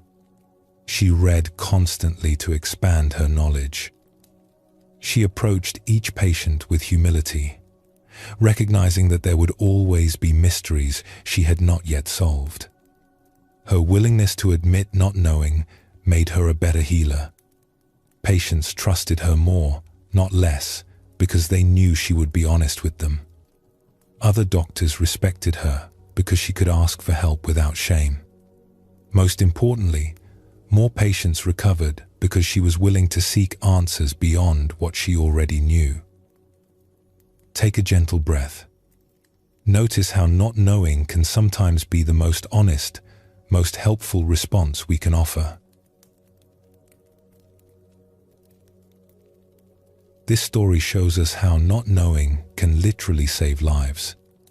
Dr. Sato's willingness to admit what she did not know allowed her to find help for her patient. If she had clung to certainty, if she had kept insisting she knew what to do, the outcome might have been tragic. We face similar moments in our own lives, though perhaps not as dramatic. Moments when admitting "I don't know" opens possibilities that certainty would close. Moments when our honesty about the limits of our understanding allows others to help us or helps us help others more effectively. As you rest with this teaching, you might notice where you feel the pressure to know, to be certain, to have answers. What would it feel like to release that pressure, even slightly? What might become possible if you could approach more of your life with the honest humility of not knowing? This is not about becoming passive or giving up discernment. It is about remaining teachable. It is about staying open to life's constant lessons. It is about recognizing that the more we learn, the more we discover how much we don't know, and finding that discovery liberating rather than frightening. Beginner's mind begins with the empty cup. It continues with fresh eyes. And it deepens with the comfortable, even joyful recognition that we don't know everything. We never will, and that is perfectly fine. In fact, it is the very condition that makes continued growth and understanding possible. We have been trained to evaluate everything we encounter. Is this good or bad? Do I like it or not? Is it useful or useless? Beautiful or ugly? Right or wrong? Our minds move quickly to sort, categorize, and judge almost everything that enters our awareness. This habit of constant evaluation happens so automatically we rarely notice it. Someone speaks and we immediately judge whether we agree or disagree. We taste food and decide if we like it or not. We meet a person and form opinions about them within moments. The weather arrives and we label it good or bad. Experience flows past us and we stand there like judges, pronouncing verdicts on everything.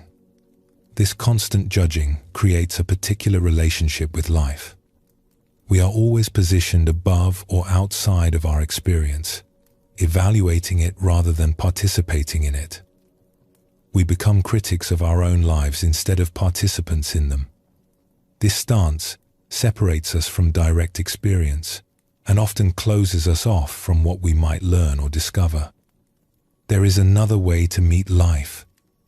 Beginner's mind approaches experience with curiosity rather than judgment. Instead of immediately deciding whether something is good or bad, worthy or unworthy, we can meet it with genuine interest. We can ask, "What is this?" instead of declaring this is good or this is bad. This does not mean we lose our ability to discern or make wise choices. It means we allow things to reveal themselves before we decide what they are. We remain curious long enough to actually see what we are encountering instead of immediately covering it with our opinions. Children naturally have this quality. A child finding a beetle does not immediately judge whether the beetle is good or bad. They watch with fascination. They notice how it moves, what it does, how its shell catches the light. They are curious before they are evaluative. As we grow older, we often lose this natural curiosity, replacing it with rapid judgment. Beginner's mind invites us to recover that sense of wonder, to approach our lives with genuine curiosity about what each moment contains, to postpone our judgments long enough to actually perceive what is in front of us, to remain interested in life instead of constantly evaluating it. Let us explore a story that shows this teaching. There was once a potter named Ren who had achieved great skill in his craft.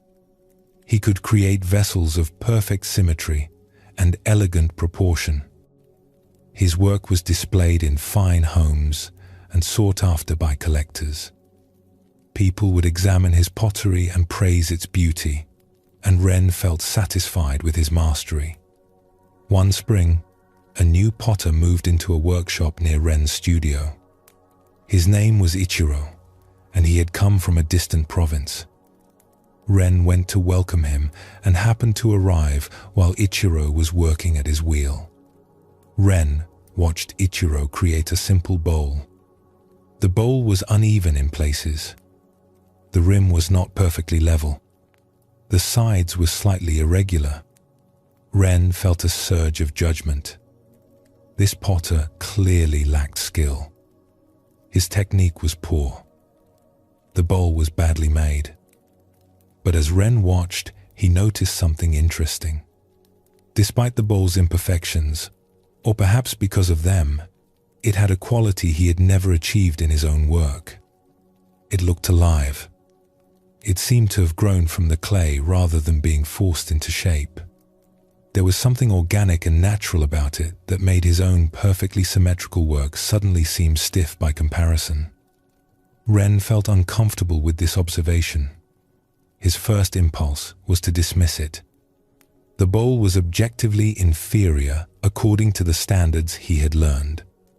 Its flaws were obvious. His judgment was correct. But something made him pause. Instead of leaving with his judgment intact, he approached Ichiro. "I noticed your bowl," he said carefully. "It is very different from how I was taught to work." Ichiro smiled and held up the bowl, turning it slowly in his hands. "Yes, I imagine it is. My teacher believed that clay has its own nature that wants to express itself. He taught me to work with the clay rather than imposing my will upon it." "But the rim is uneven," Ren pointed out, still caught in his evaluative mind. "Yes," Ichiro agreed easily. "It is. Does that make the bowl less useful? Less beautiful? Or does it make it different from what you expected?" Ren found he could not answer immediately. He had judged the bowl as badly made, but now he was not certain. Perhaps it was not badly made, but differently made. Perhaps his standards were not the only way to understand pottery. "May I watch you work sometimes?" Ren asked, surprising himself with the request. Over the following weeks, Ren spent hours watching Ichiro at the wheel. At first, he kept noticing what he considered mistakes. Places where Ichiro could have made the clay more even, more symmetrical, more perfect. His trained eye kept pointing out flaws. But gradually, Ren began to watch with curiosity instead of judgment. Instead of evaluating every movement Ichiro made, he tried simply to understand what Ichiro was doing and why. He stopped comparing Ichiro's work to his own standards and started to see it on its own terms. He noticed that Ichiro seemed to listen to the clay. When the clay wanted to move in a particular direction, Ichiro would follow that impulse, rather than forcing it into a predetermined shape. When a slight irregularity appeared, Ichiro would work with it instead of correcting it. The result was pottery that looked spontaneous and alive. One day, Ren tried to work the way Ichiro did. He sat at his wheel and attempted to follow the clay's nature instead of imposing perfect symmetry. But years of training made this difficult. His hands kept automatically correcting every irregularity. His mind kept judging every departure from perfect form as a mistake that needed fixing. He realized his habit of judgment had become so automatic that it was controlling his hands without his conscious choice. He could not simply decide to work differently. He had to change his entire relationship to his craft. Ichiro noticed his struggle. "You are fighting yourself," he observed. "Your hands are trying to make what your mind has decided is wrong. What if you approach the clay with curiosity instead? What if you asked what wants to happen here? Instead of deciding this should look like that?" Ren took this advice to heart. He began each session at the wheel by pausing to release his judgment. He would take several breaths and remind himself to be curious rather than evaluative, to watch what emerged rather than forcing what he had decided should emerge. The change did not happen quickly. Years of habitual judgment do not dissolve overnight. But gradually, Ren found he could create pottery that had some of the aliveness he admired in Ichiro's work. His pieces became less rigidly perfect, but more interesting. They lost some technical precision, but gained something he could only call presence. His customers noticed the change. Some preferred his old work, but many were drawn to his new pieces, saying they felt more human somehow, more touched by actual hands and heart. Years later, a student asked Ren what he had learned from Ichiro. "I learned that my judgment was closing doors that curiosity could open," Ren said.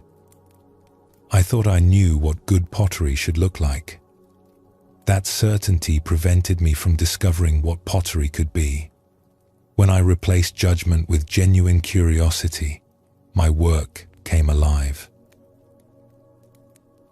Rest for a moment. Notice where your attention naturally goes. Feel the weight of your body being supported right now.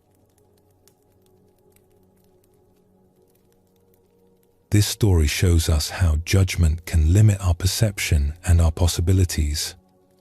Ren almost missed learning from Ichiro because his immediate judgment dismissed Ichiro's work as flawed. Only when he could set aside evaluation and approach with curiosity did he discover something valuable. We can see this pattern in our own lives. How often do we dismiss something or someone based on immediate judgment? How often does our quick evaluation prevent us from learning, discovering, or experiencing something meaningful? Our minds are so trained to judge that we often form opinions before we have truly looked at what we are encountering. Beginner's mind suggests a different approach. Before we decide what something is, before we determine whether it is good or bad, useful or useless, we can meet it with curiosity. We can allow ourselves to be interested in it, to explore it, to see what it reveals when we approach it without predetermined conclusions. This shift from judgment to curiosity changes everything. Conversations become more interesting because we are listening to understand rather than listening to evaluate and respond. New experiences become richer because we are exploring them rather than immediately deciding whether we like them. Even difficult situations become more workable because we are curious about what they contain rather than simply resisting them as bad. Let us explore another story that reveals a different aspect of this teaching. In a village famous for its gardens, there lived a gardener named Hana who maintained the grounds of a wealthy family's estate. She had studied garden design for many years and had strong opinions about what made a garden beautiful. Paths should curve in particular ways. Rocks should be placed according to specific principles. Plants should be arranged to create carefully planned views. Hannah took pride in her knowledge. When she walked through other gardens, she would notice everything that was wrong. Plants in poor locations. Rocks placed without proper consideration. Colors that clashed. Her trained eye caught every flaw, every departure from good design principles. One autumn, the family asked Hannah to create a new garden in a corner of their property that had been neglected. It was a difficult space. The ground was uneven and rocky. Large old trees created deep shade in some areas while leaving others in full sun. Most gardeners would have seen it as a problem that needed correction. Hannah's first impulse was exactly this. She began planning how to level the ground, remove some rocks, perhaps cut back the trees to create more consistent light. She would force this difficult space to conform to proper garden principles. But something made her pause. She remembered a garden she had seen years ago that had deeply moved her. It had not followed the rules she had learned. It had worked with the natural features of the land rather than correcting them. At the time, she had judged it as poorly designed. But the memory had stayed with her, suggesting that perhaps there had been something there her judgment had not allowed her to see. Instead of immediately implementing her plan to correct the space, Hannah decided to spend time simply being in it. She visited at different times of day, in different weather, in different seasons. She sat quietly and observed. She let go of her ideas about what the space should be and became curious about what it actually was. She noticed that the uneven ground created natural paths where water flowed during rains. The rocks that seemed randomly placed were actually positioned in patterns that responded to the slope of the land. The deep shade under the old trees held different plants than the sunny areas, creating distinct zones that were already beautiful in their own way. Most surprisingly, she discovered that the space already felt peaceful. It did not need to be corrected. It needed to be appreciated and gently enhanced, not radically changed. Hannah began working with curiosity rather than judgment. Instead of asking, "What is wrong here that I need to fix?" she asked, "What is already here that I can support?" She placed rocks to emphasize the natural paths rather than creating new ones. She chose plants that thrived in the existing conditions rather than trying to change the conditions. She allowed the space to teach her what it wanted to become. The garden that emerged was unlike anything she had designed before. It did not follow the classical principles she had studied, but it had a naturalness and harmony that made people want to sit quietly in it. Visitors said they felt as if they had discovered a wild place that had always been there, not entered a designed garden. The family was delighted. "This is more beautiful than the formal gardens," they told Hannah. "It feels alive." Hannah knew what they meant. By approaching the space with curiosity instead of judgment, by working with what was there instead of imposing what should be there, she had created something genuine. Her knowledge and skill were still present in the garden, but they served curiosity rather than judgment. She began to apply this approach to all her work. When she encountered a plant growing in an unexpected place, instead of immediately deciding it was wrong and removing it, she would ask, "Why is it thriving here? What does this teach me about this spot?" When she saw natural patterns in the land, instead of correcting them to match her design principles, she would work with them. Her gardens became known for their naturalness and peace. People could not always explain why they loved them, but they felt drawn to spend time in them.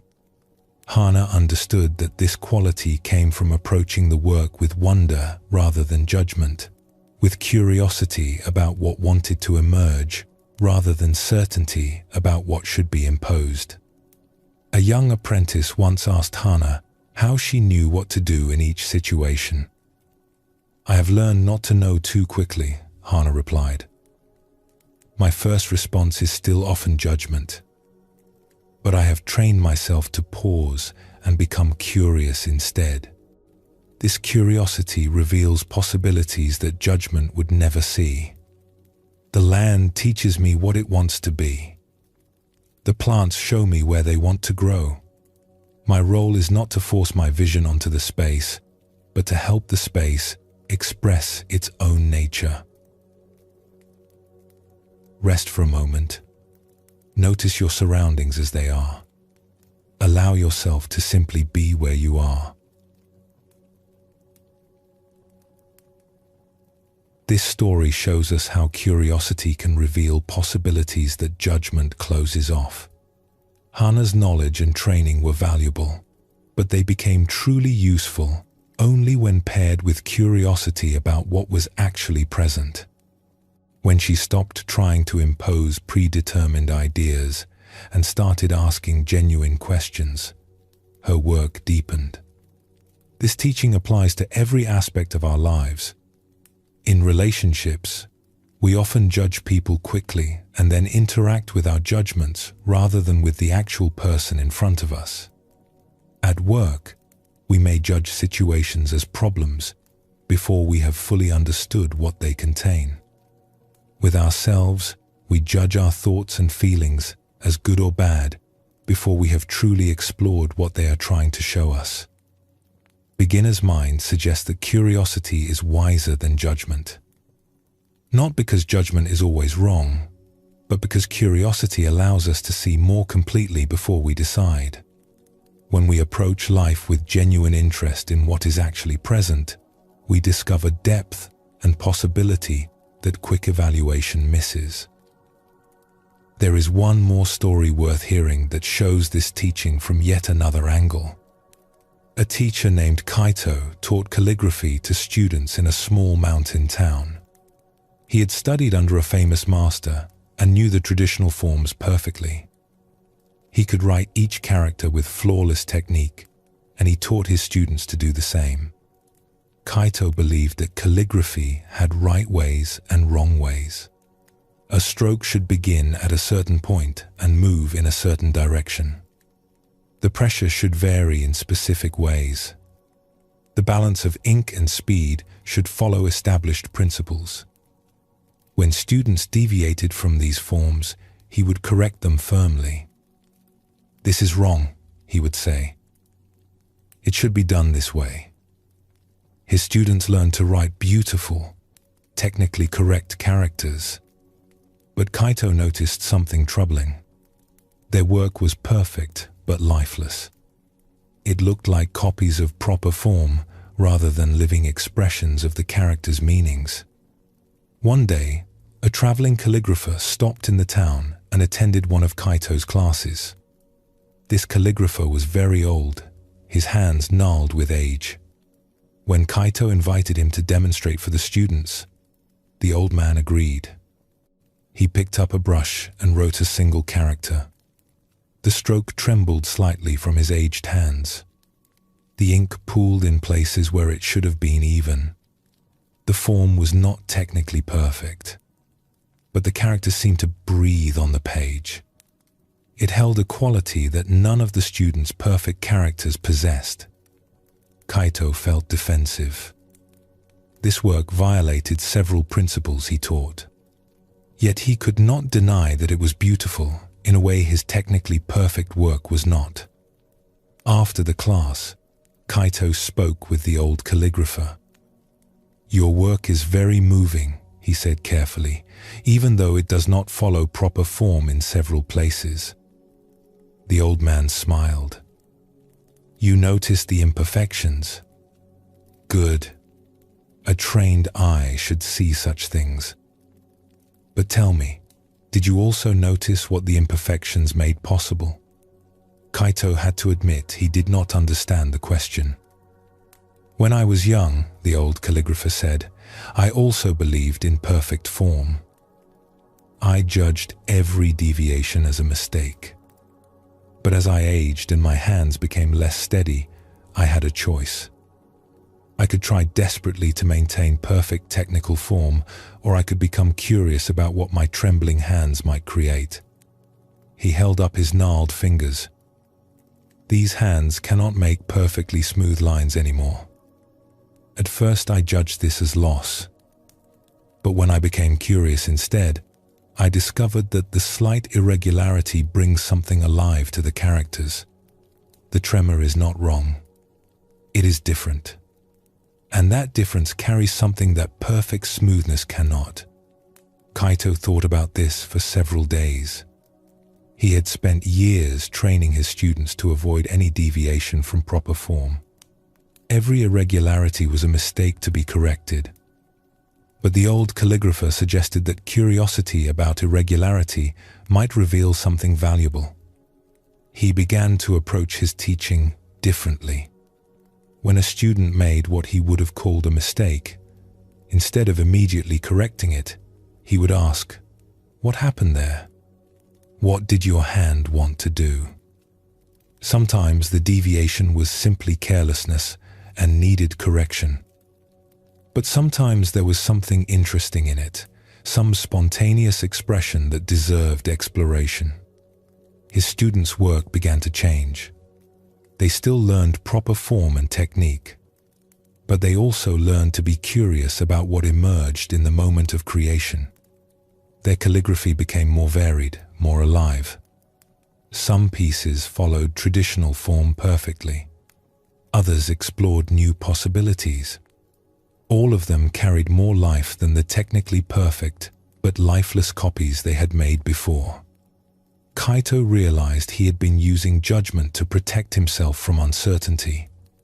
If he could label everything as right or wrong, correct or incorrect, he did not have to remain in the discomfort of not knowing whether something was valuable. But this certainty had closed him off from discovery. When he allowed himself to be curious about what he had previously judged as wrong, he found treasures he had been dismissing. Rest for a moment. Notice the gentle movement of your breath. Feel it entering and leaving, natural and effortless. These stories all point toward the same understanding. Judgment closes doors that curiosity opens.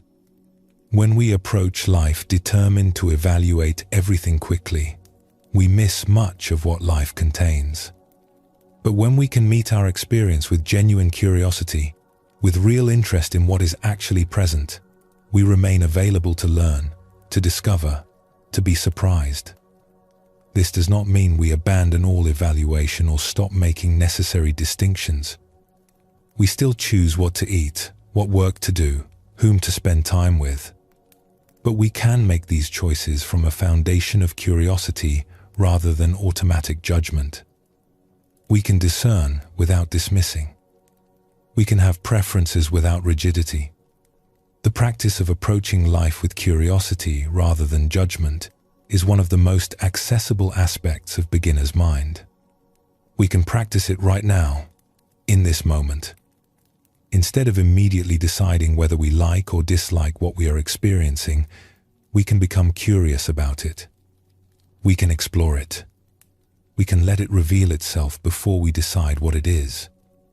This shift in attention changes our relationship with everything. Problems become interesting rather than just difficult.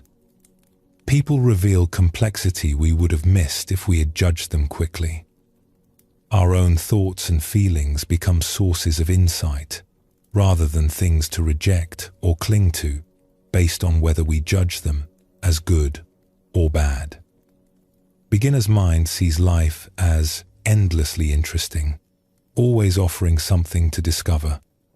Not because life is always pleasant or easy, but because curiosity finds depth and meaning even in challenges. When we stop evaluating everything and start being genuinely curious, we discover that life is always teaching us if we remain willing to learn. As you rest with this teaching, you might notice the difference between judging and being curious. Both are ways of meeting experience, but they create very different relationships with life. Judgment sorts and dismisses. Curiosity explores and discovers. Judgment thinks it already knows. Curiosity remains interested in what might be revealed. The beginner's mind chooses curiosity. Not because judgment is always wrong, but because curiosity keeps us alive to possibility, keeps us engaged with reality as it actually is, keeps us learning throughout our lives. This is the gift of approaching life with wonder rather than evaluation. There is a quality that children possess naturally, before the world teaches them to be otherwise. They approach life with openness and wonder. They ask questions without embarrassment. They look at ordinary things with genuine fascination. They laugh easily. They cry freely. They exist fully in whatever moment they are experiencing. As we grow older, we learn to set aside these qualities. We are taught that constant questioning is annoying. That wonder about ordinary things is naive. That expressing emotions freely is immature. That being fully present in the moment is impractical when there are responsibilities to attend to. We learn to be serious, controlled, and focused on the future. We call this growing up, but something important is lost in this process. We lose touch with a kind of natural wisdom that children carry. Not the wisdom that comes from experience and learning, but the wisdom that comes from being open to life as it actually is. Children have not yet built the walls of assumption and habit that block our direct experience of reality. They have not yet learned to live primarily in their thoughts about life instead of in life itself. When Zen teachers speak of beginner's mind, they often point to this childlike quality. Not childishness, which is immaturity and selfishness, but childlikeness, which is openness and wonder, the ability to meet life freshly, the capacity for genuine curiosity, the willingness to be delighted by simple things. This teaching does not ask us to become naive or to pretend we have not learned what we have learned. We cannot unknow what we know. We cannot erase our experiences or return to actual childhood. But we can recover some of what we lost when we decided we needed to be serious adults all the time. We can learn to hold our adult knowledge and responsibility while also maintaining the openness and wonder of a child. We can be competent and effective while remaining genuinely curious. We can have deep understanding while staying available to surprise and delight. This balance is what the teaching points toward. Let us explore a story that shows this quality. In a monastery nestled between mountains, there lived an old master named Ryokan, who was beloved by everyone who knew him. He was learned and wise, respected for his deep understanding of Zen teachings. Yet there was something about him that was different from other serious masters.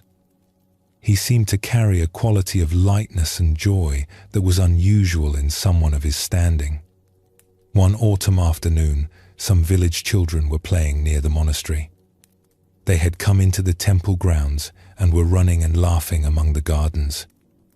Most monks would have shooed them away, explaining that this was a place for serious practice, not for children's games.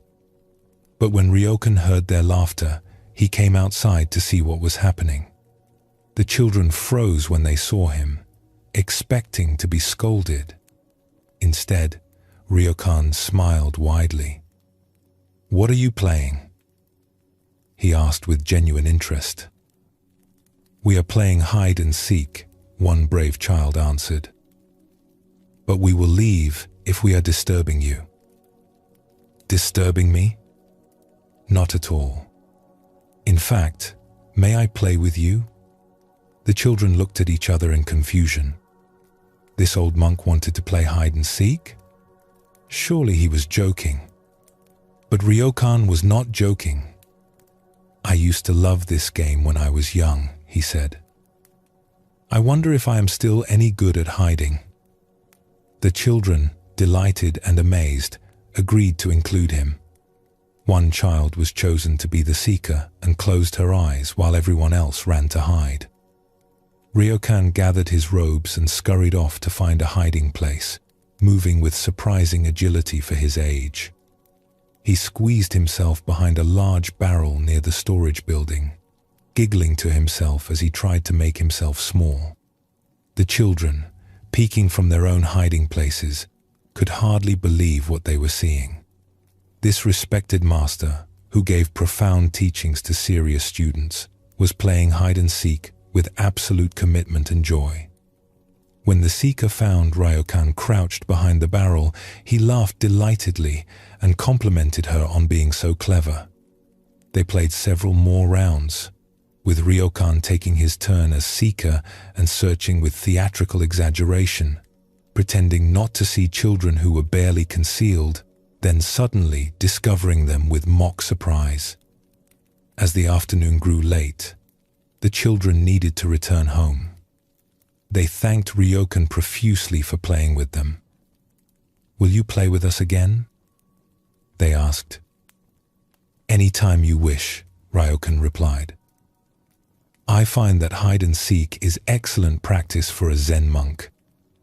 After all, we are all seeking what is hidden, are we not?" After the children left, one of Ryokan's students approached him, looking puzzled and perhaps slightly disapproving. "Master," he said, "I don't understand. You are a great teacher. Why do you spend your time playing children's games? Doesn't this diminish your dignity?" Ryokan looked at his student with kind eyes. "Tell me, when you saw me playing with those children, what did you see?" "I saw you acting like a child," the student said. "And how did I seem? Troubled? Burdened? Lost in worries about the past or future?" The student had to admit that Ryokan had seemed completely happy, fully present, without a trace of the anxiety that usually marked people's faces.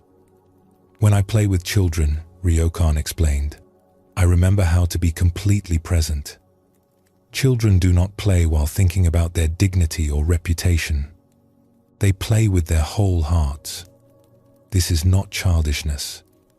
This is a kind of wisdom that we adults have forgotten." He gestured to the garden around them. "I can teach you about emptiness and Buddha nature. I can explain the sutras and guide you in meditation. But if I cannot also show you how to be fully alive in a simple moment of play, then what good is all my knowledge?" The children taught me today. They reminded me what it feels like to be completely here, completely now, without the burden of self-consciousness. The student thought about this. But surely we cannot go through life just playing. We have responsibilities, practices, work to do. Of course, Ryokan agreed. But we can bring that quality of wholehearted presence to everything we do. When I chop vegetables with my whole heart, like a child playing. When I sit in meditation, I sit with the same complete attention a child gives to building with blocks. The childlike quality is not about what we do. It is about how we meet what we do. From that day forward, the student began to notice this quality in his master's every action. Ryokan swept the floor with the same delight the children showed in their game. He drank tea as if tasting it for the first time. He listened to others with complete, unguarded attention. He laughed easily at simple things. He could be deeply serious about important matters, but he never carried the heavy burden of self-importance. Years later, after Ryokan had died, people remembered him not just for his wisdom, but for his joy. They told stories of how he would stop his teaching to watch ants carrying crumbs, fascinated by their determination. How he would dance in the rain like a child. How he could be profoundly wise in one moment and delightfully playful in the next, without any contradiction between these qualities. His students came to understand what he had been teaching through his example. Being childlike does not mean being foolish or irresponsible. It means maintaining the openness, wonder, and wholehearted engagement that children have naturally. It means not taking ourselves so seriously that we forget how to be fully alive. Take a gentle breath now. Feel the air moving through you, natural and easy. Allow yourself to soften just a little. This story shows us what it means to be childlike rather than childish.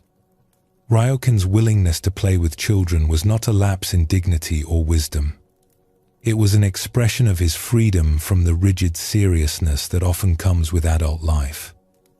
He could be playful without being immature, joyful without being foolish, light-hearted without being irresponsible.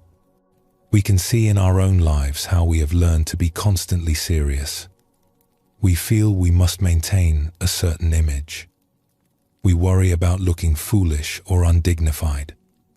We believe that being responsible means being somber. But this constant seriousness creates a kind of rigidity that closes us off from simple joys and genuine presence.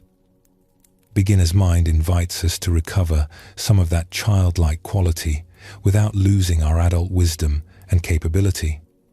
We can be competent at our work while remaining genuinely curious about what we are doing. We can have deep understanding while staying open to wonder. We can take our responsibilities seriously without taking ourselves too seriously. Let us explore another story that reveals a different aspect of this teaching. There was once a master painter named Sotatsu who had achieved great fame for his sophisticated and elegant works. His paintings hung in temples and palaces. He was known for his refined technique and subtle use of color. Other artists studied his work to learn his methods. But as Sotatsu grew older, something began to trouble him. His paintings were technically perfect, admired by everyone, displayed in the finest places. Yet he felt they lacked something essential. They were beautiful but somehow lifeless. Correct, but cold. They demonstrated mastery but did not touch the heart. One day, Sotatsu was walking through a market when he saw a group of children drawing on the ground with sticks. They were making simple pictures in the dirt. A bird, a flower, a house. The drawings were crude, with no technique or refinement. But they were made with such complete absorption and joy that Sotatsu stopped to watch. One child was drawing a fish. The proportions were wrong. The fins were too large. The body was uneven, but there was something alive about it. The child was not worried about technique or trying to impress anyone. She was simply creating with her whole heart, delighted by what was emerging under her stick. When the child finished, she stepped back to admire her fish, then immediately began drawing another one, completely different from the first. No hesitation, no self-doubt, no concern about whether it was good enough. Just pure engagement with the act of creating. Sotatsu watched for a long time. He saw in these children's crude drawings something his sophisticated paintings had lost. A directness, a spontaneity, a quality of immediate expression that did not pass through layers of technique and self-consciousness. He went home and stood in front of his painting table, looking at his fine brushes and expensive inks. All his training, all his mastery, suddenly seemed like a burden rather than a gift. His knowledge of proper technique was preventing him from painting with the same directness those children had shown. Sotatsu made a decision. He would try to paint like a child, not to become childish in his work, but to recover the childlike quality of immediate, wholehearted expression. But he quickly discovered this was much harder than he expected. When he tried to paint simply and directly, years of training took over. His hand automatically created refined brushstrokes. His eye automatically corrected proportions. His mind automatically judged each mark as good or bad according to his sophisticated standards. He could not simply paint. He could only paint as a master, with all the self-consciousness and control that came with that identity. For weeks, Sotatsu struggled with this. He would start a painting trying to work with childlike directness, but within moments he would be caught in his habitual ways. The spontaneity he sought kept slipping through his fingers. Finally, he decided to try something different. Instead of trying to paint like a child, he would remember what it felt like to be a child. He closed his eyes and recalled his earliest memories of discovering painting. The first time he had mixed colors and marveled at how red and blue became purple.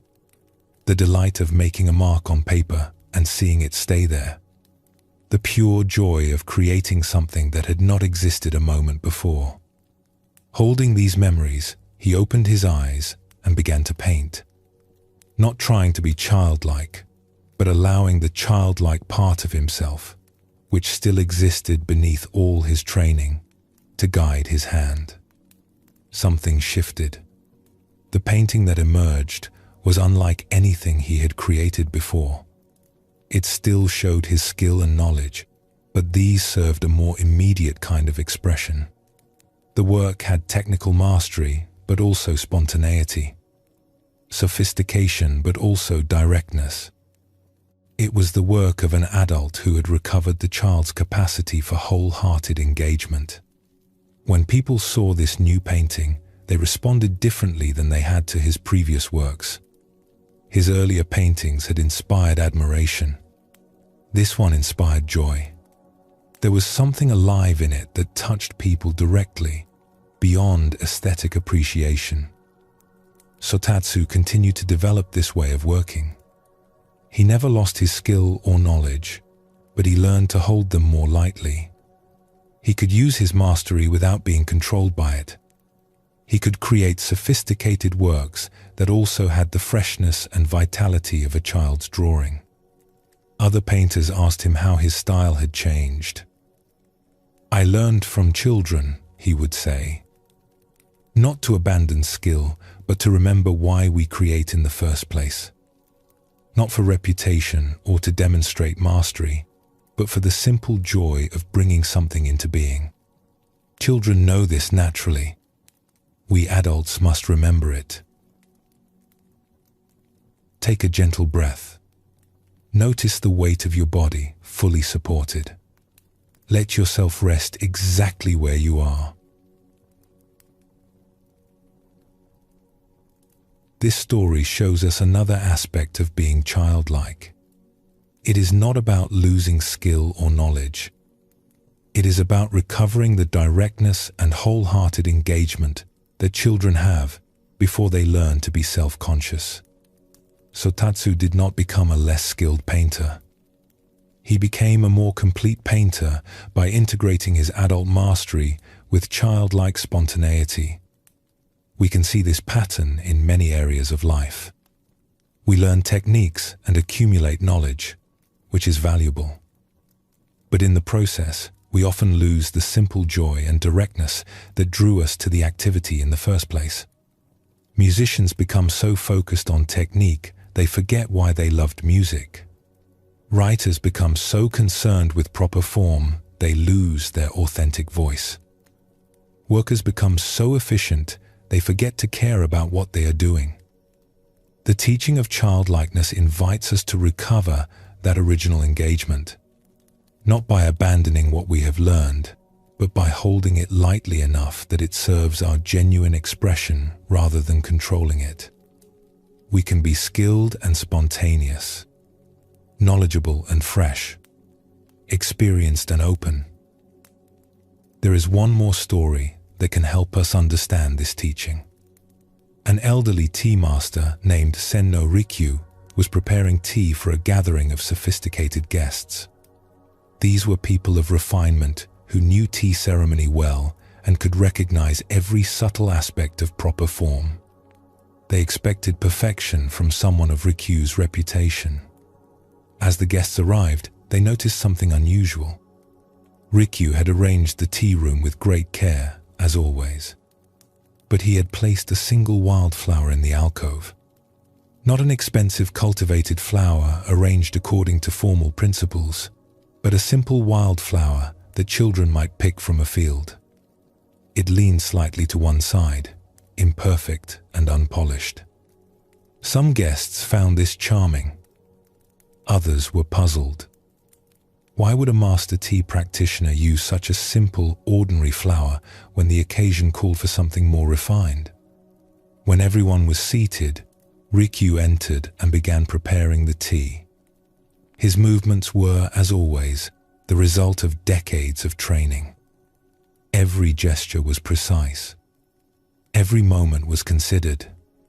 But there was something in his manner that was not simply technical mastery. He moved with a quality of fresh attention, as if preparing tea for the first time. As he whisked the tea, a child's voice could be heard from outside, calling to a friend. Rikyu paused and smiled slightly at the sound, as if appreciating a moment of spontaneous life breaking into the formal ceremony. Then he continued his preparation. When he served the tea, one of the guests commented on the wildflower. "Master, your flower arrangement today is very unusual. We expected something more formal for such a gathering."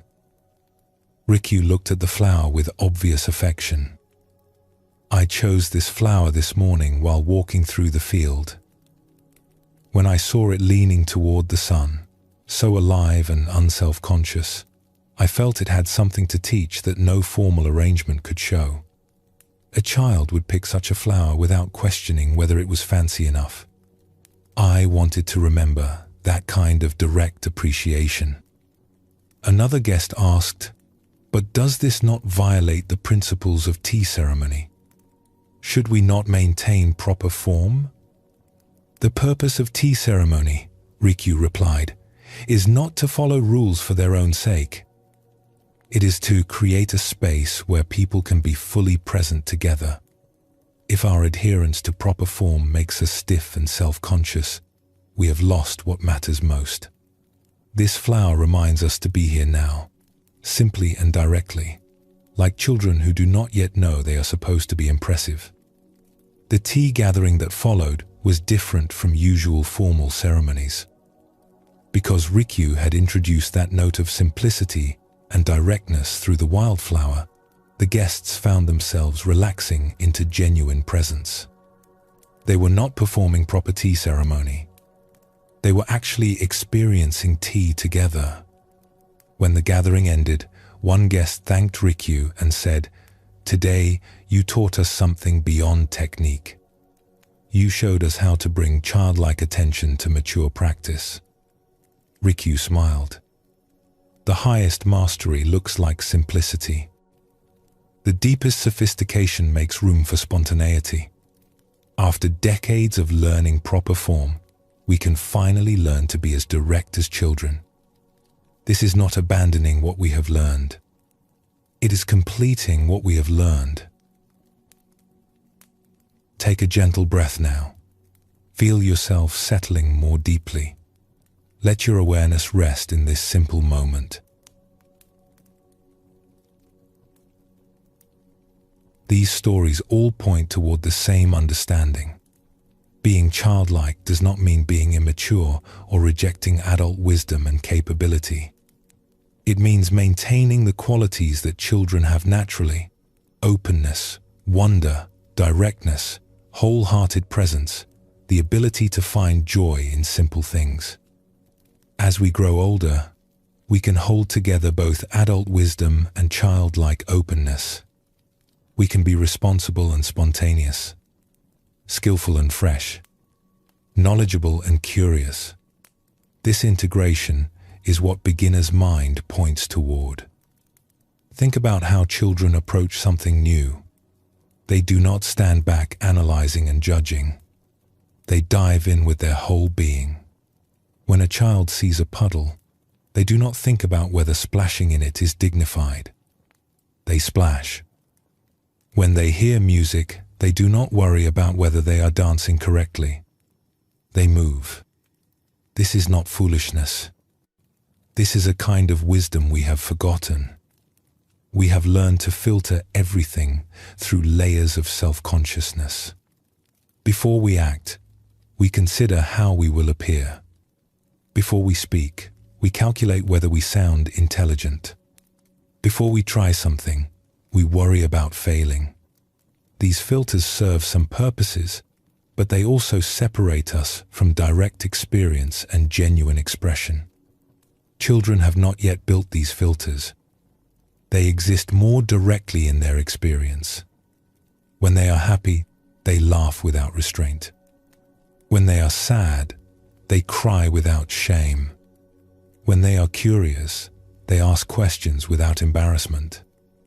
They have not yet learned that they are supposed to maintain a careful image of themselves.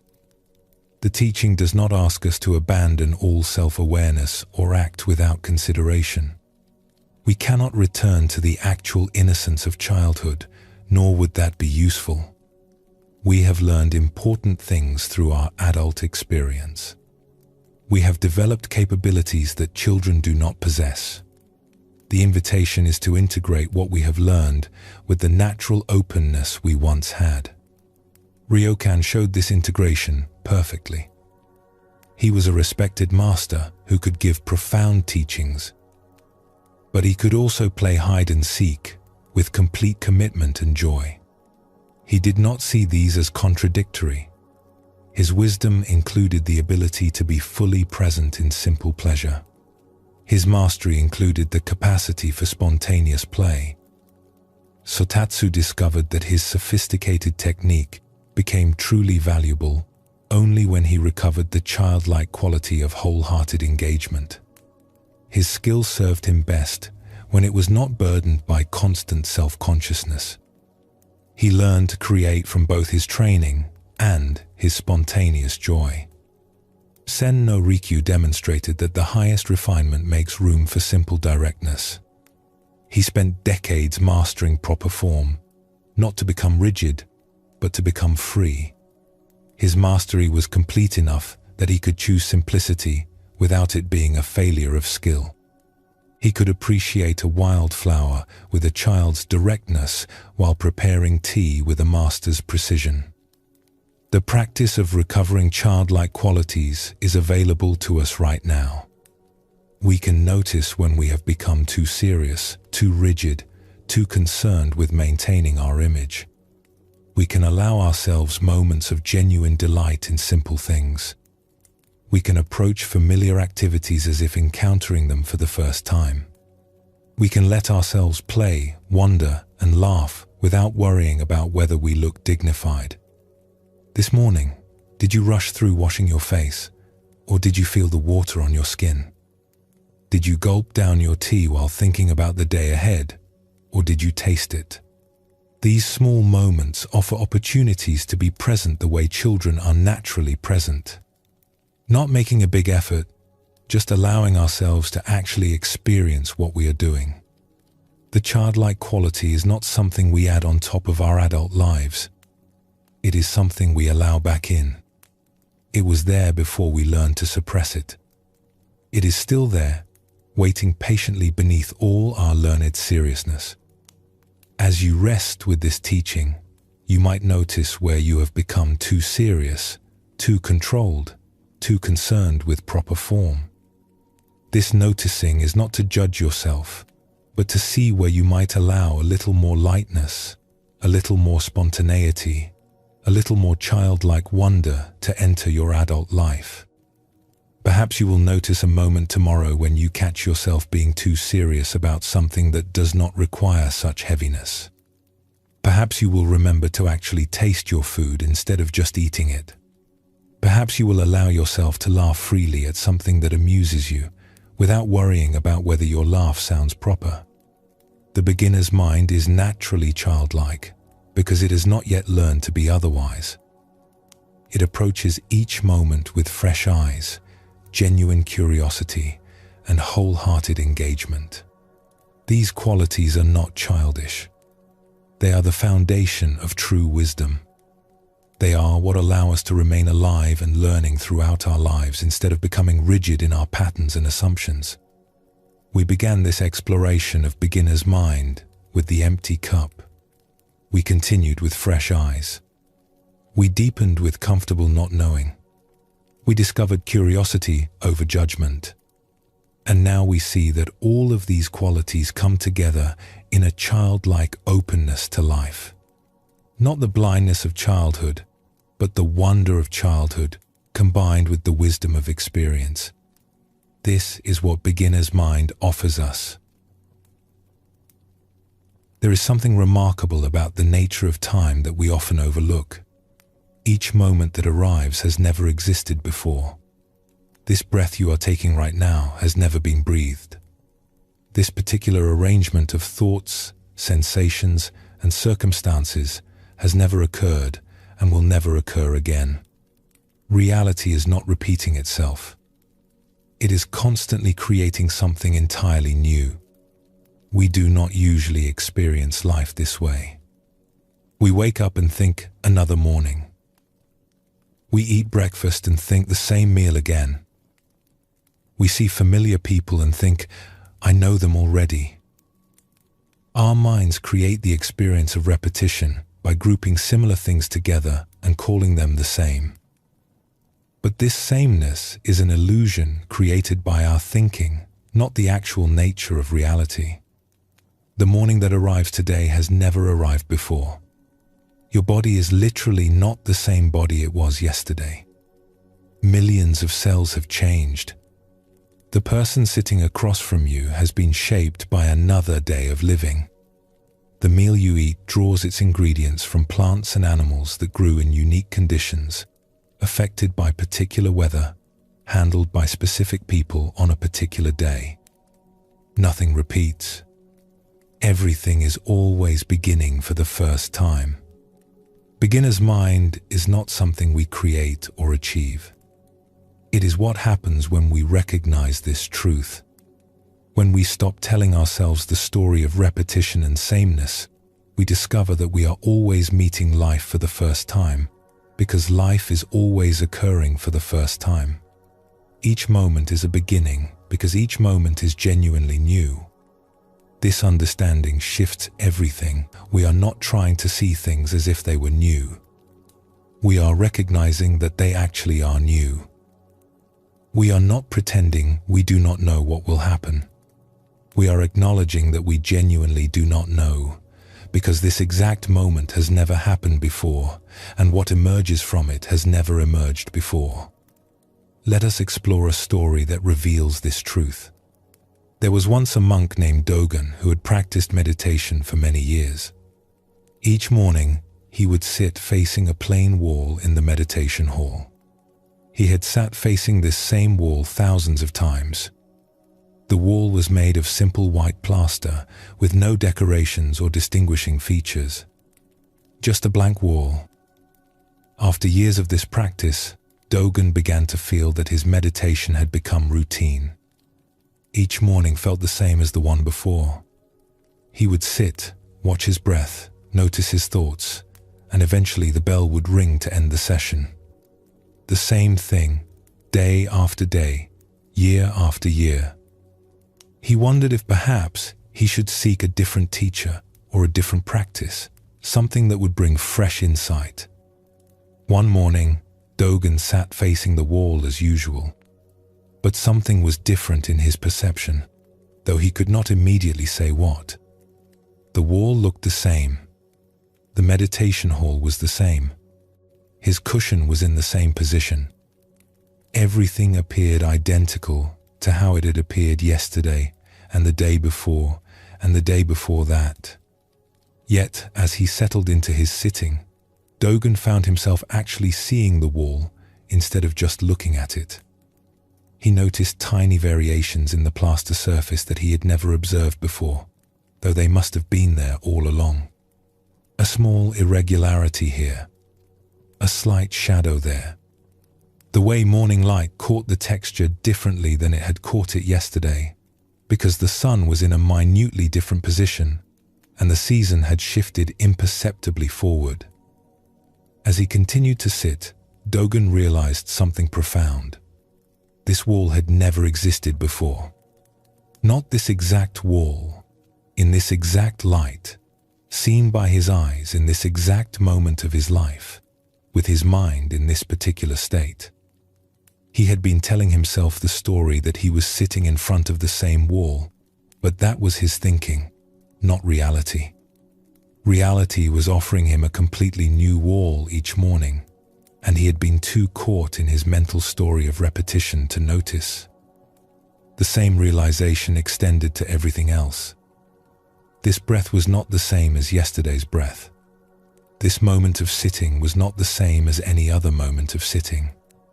Each arising thought was appearing for the first and only time. His entire practice, which he had thought of as repetitive, was actually fresh in every instant. Dogen sat with this recognition for the remainder of the session. When the bell rang, he stood slowly and looked around the meditation hall. Everything appeared both exactly the same and completely new. The hall had not changed. His perception had not changed. What had changed was the story he was telling himself about what he was experiencing. He had been experiencing repetition because he was thinking about repetition. When he stopped that thinking and simply met what was actually present, he discovered it was always new because it was always different, even when it appeared similar. From that morning forward, Dogen's practice transformed. He still sat facing the same wall each day, but he was no longer practicing in the same meditation hall. He was practicing in whatever meditation hall existed in that moment, which had never existed before and would never exist again. This was not a technique or a way of trying to see things differently. It was simply recognition of what was actually true. Years later, Dogen would teach his students about this understanding. People think that practicing the same thing every day means doing the same thing, he would say. But nothing is ever the same. Each moment of practice is the first moment of practice. Each breath is your first breath. If you think you have sat in meditation before, you are lost in thinking about the past. Sit now, for the first time, because this sitting has never happened before. Take a gentle breath now. Feel this breath, which has never been breathed before. Notice how it moves through you, unique and unrepeatable. This story shows us something essential about the nature of beginner's mind. Dogen was not trying to see the wall differently. He was not employing a technique or forcing himself to perceive freshness. He simply recognized what was actually true. The wall was always new. He had just been covering that newness with thoughts about repetition and sameness. We do this constantly in our lives. We wake up thinking, another day. But this day has never existed before. We see someone we know well and think, I know this person. But this version of them, shaped by all the moments that have occurred since we last saw them, has never existed before. We do familiar tasks thinking, I've done this 1,000 times. But this particular doing, in these circumstances, with this body, in this moment, has never happened before. The recognition that each moment is genuinely new does not require effort. It simply requires stopping the mental habit of calling things the same when they are not actually the same. When we stop telling ourselves the story of repetition, we discover we are always encountering life for the first time. Let us explore another story that reveals this truth from a different angle. In a village by the sea, there lived an old fisherman named Isamu who had fished the same waters for 60 years. He knew every current, every rock, every place where fish gathered at different times of year. Younger fishermen would come to him for advice, and he would share his vast knowledge of these waters. But Isamu had a practice that the younger fishermen found strange. Each morning before going out, he would stand at the shore and look at the ocean as if seeing it for the first time. He would observe the color of the water, the pattern of the waves, the quality of the light. He would watch for several minutes before preparing his boat. One young fisherman asked him about this. "Uncle Isamu, you have fished these waters for 60 years. Surely you know them well by now. Why do you stand and look so carefully each morning?" Isamu smiled at the question. "Come, stand with me," he said. They stood together at the water's edge, looking out at the sea. "What do you see?" Isamu asked. "I see the ocean," the young man replied. "The same ocean we fish every day." "Look more carefully. Is it the same ocean?"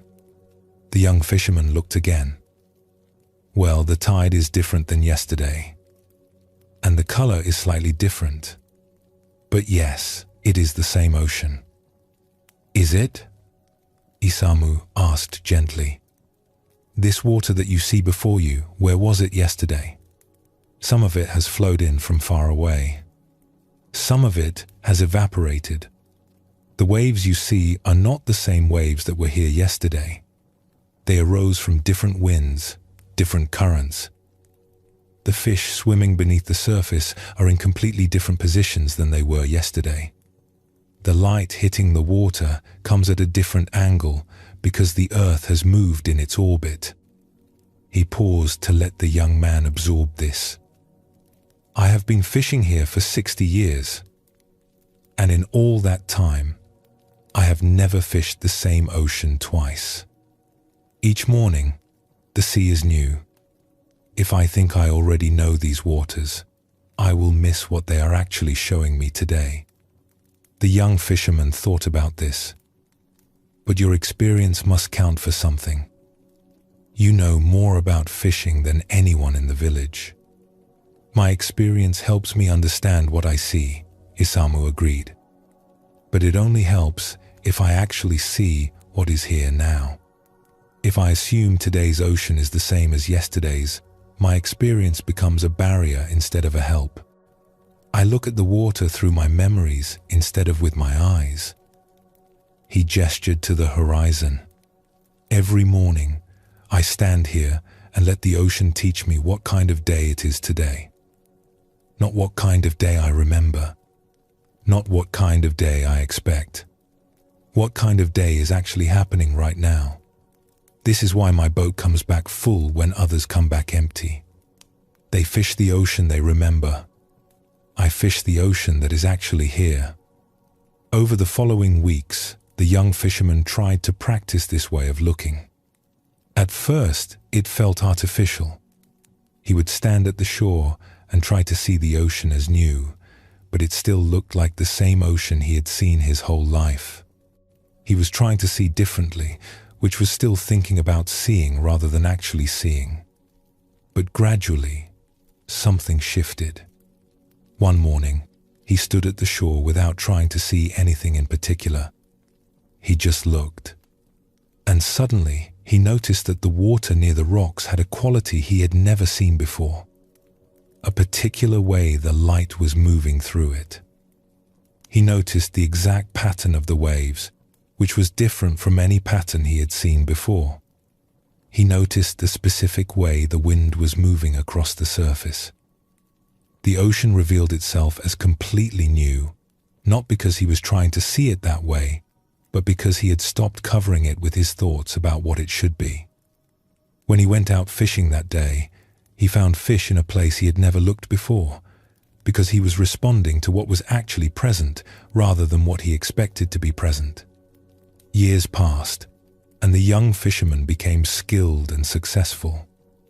Other young fishermen would ask him for his secrets. "What did old Isamu teach you?" They would ask. "He taught me that I do not know these waters," he would reply. "No matter how many years I fish them, I do not know them because they are different every day.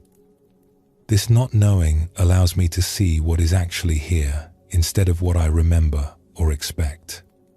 This is why the ocean provides for me." Take a gentle breath. Notice the sensations in your body right now. This exact combination of sensations has never existed before and will never exist again. This story reveals another aspect of how each moment is a beginning. Isamu's 60 years of experience could have closed him off from seeing what was actually present. His knowledge could have become a barrier, causing him to see the remembered ocean instead of the actual ocean.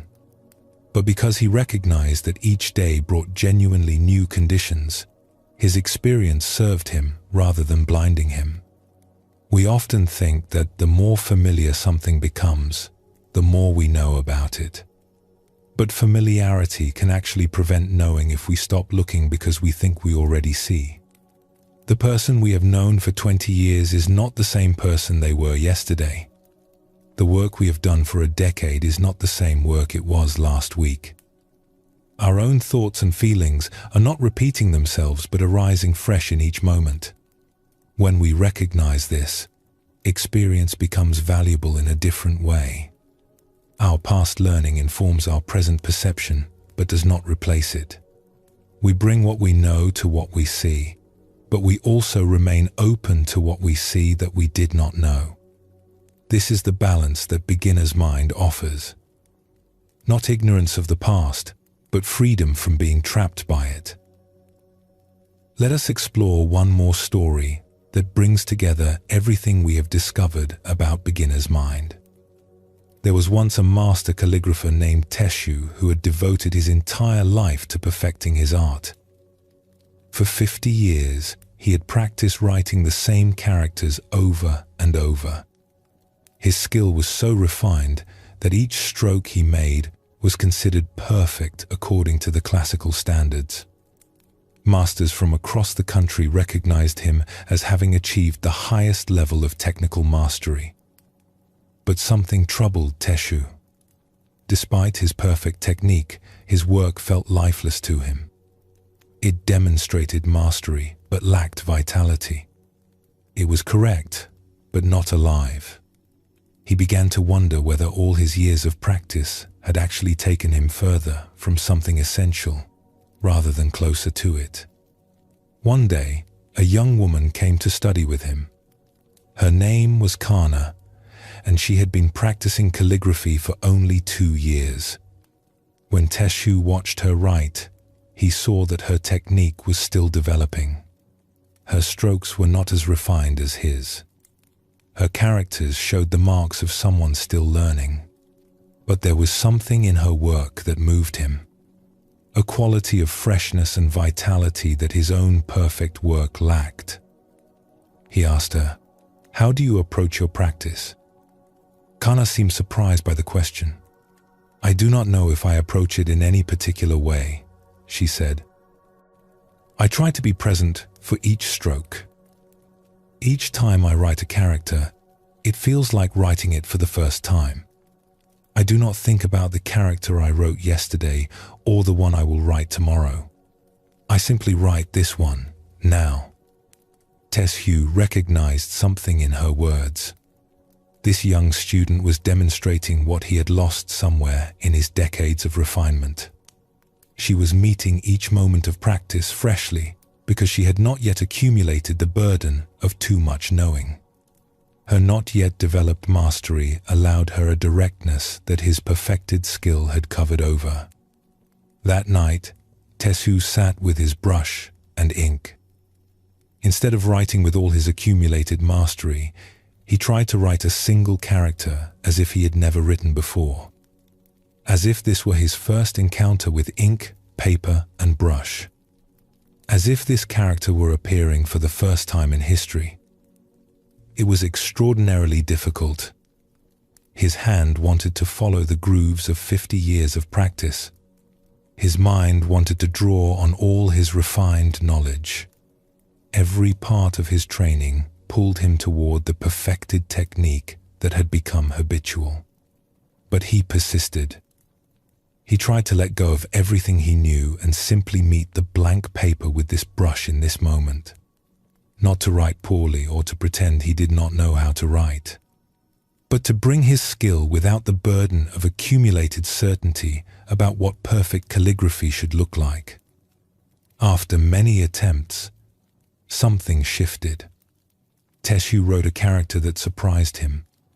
It showed all his skill and refinement, but it also had a spontaneity and freshness he had not achieved in decades. The character looked both masterful and as if it had been created in that very instant, with no past and no future, complete in itself. Teshyu stared at what he had created. This was what he had been seeking. Not the abandonment of skill, but skill-serving genuine presence. Not the rejection of knowledge, but knowledge held so lightly that it did not prevent fresh response to the moment. He continued to explore this way of working. Some days he succeeded in touching that quality of freshness. Some days he fell back into pure technique. But gradually, his work transformed. It maintained all its technical perfection, but gained something that observers could only call aliveness. Other calligraphers studied his later work, trying to understand what had changed. His technique is the same, they would say. But something is different. The work breathes now.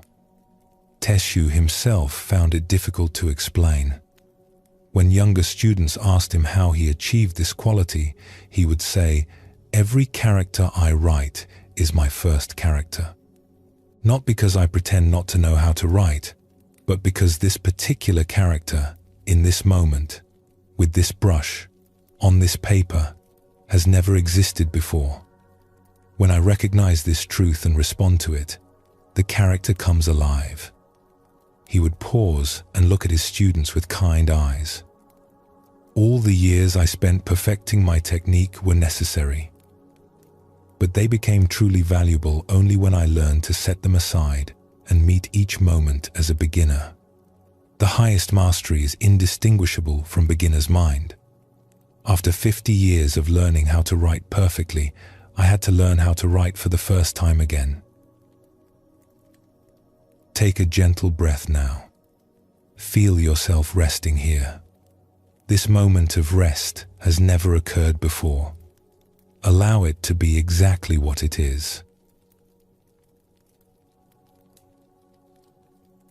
This story brings together all the threads we have explored. Teshyu's journey shows us that beginner's mind is not about lacking skill or knowledge. It is about recognizing that each moment is genuinely new and bringing our full capacity to meet that newness, rather than covering it with our assumptions and habits. We have explored how fullness blocks us and emptiness opens us. How fresh seeing reveals what familiarity conceals. How not knowing creates space for genuine understanding. How curiosity discovers what judgment dismisses. How childlike openness allows wholehearted presence. And now we see how all of these qualities come together in the recognition that each moment is a beginning.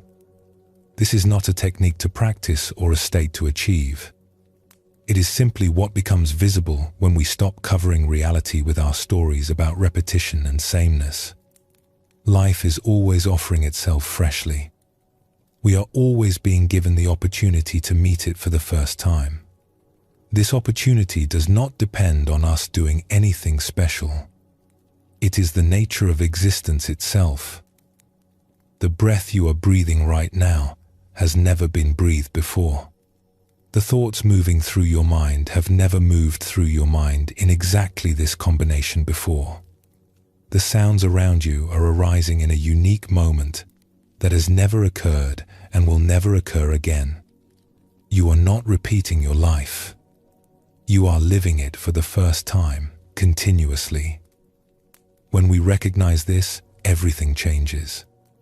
Not because we make something happen, but because we stop being fooled by our mind's story of repetition. The work we do every day becomes fresh work. The people we know become new people. Our own lives become adventures of constant discovery instead of routines we endure. This is what beginner's mind reveals. Not a special state we achieve through effort, but the truth about reality that becomes obvious when we stop telling ourselves it should be different. Each moment is a beginning because reality itself is always beginning. Time does not repeat. Experience does not repeat. Life does not repeat. You are always at the beginning, whether you recognize it or not. This moment is your first moment. This breath is your first breath. This thought is your first thought. This is not a metaphor or a way of looking at things. This is simply what is true. When we live from this recognition, we bring the empty cup, the fresh eyes, the comfortable not knowing, the genuine curiosity, and the childlike wonder together naturally. We do not need to remember to practice these things. They are simply what emerges when we meet life as it actually is, rather than as we think it should be. Beginner's mind is not the beginning of a journey toward some future achievement. It is the recognition that we are always at the beginning, because beginning is all there ever is. Each moment starts fresh. Each breath inaugurates itself. Each instant of existence arrives as the first instant there has ever been. This is the gift that Zen teachings offer. Not a path to somewhere else, but the recognition that we are already here, always for the first time, always at the beginning, always meeting life in its constant newness. When we see this, we stop waiting for something better and discover that what is actually here has never stopped being miraculous. As you rest now, you might simply notice this truth. You do not need to do anything with it or make anything happen. Just recognize that this moment, exactly as it is, has never existed before and will never exist again. You are here for the first time. You are breathing for the first time. You are aware for the first time. This is beginner's mind. Not something to attain, but something to recognize. Not a goal to reach, but the truth of how you have always been meeting life, whether you noticed it or not. Every moment is a beginning. Every breath starts fresh. Every instant offers itself as new. And in recognizing this, you discover that you are always already home. As we come to the end of our time together tonight, take a moment to notice where you are. Feel the surface supporting you. Notice the gentle rhythm of your breath, which continues on its own, without effort or struggle. Tonight, we have explored beginner's mind through 6 different angles. We discovered how emptying our cup creates space for new understanding, how seeing with fresh eyes reveals what familiarity conceals, how comfortable not knowing opens us to genuine wisdom, how curiosity uncovers what judgment dismisses, how childlike wonder allows wholehearted presence, and how each moment offers itself as genuinely new, a constant beginning. These are not separate teachings but different ways of pointing toward the same truth. When we release our need to know everything, to have everything figured out, to keep everything under control, we discover a natural openness that was there all along. This openness is beginner's mind, not something we create, but something we recognize. You do not need to remember everything you heard tonight. The seeds have been planted. They will grow in their own time, in their own way. You may find yourself tomorrow meeting a familiar moment with fresh eyes, approaching a well-known person with genuine curiosity, admitting "I don't know" without shame. These are the teachings working in you, not through effort, but through simple recognition. As you drift towards sleep now, let everything soften. Let the day release its hold. Let your body rest completely, knowing that tomorrow will bring its own fresh beginning.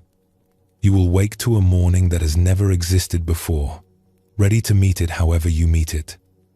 Sleep well, and thank you for joining us here at Sleepy Monk.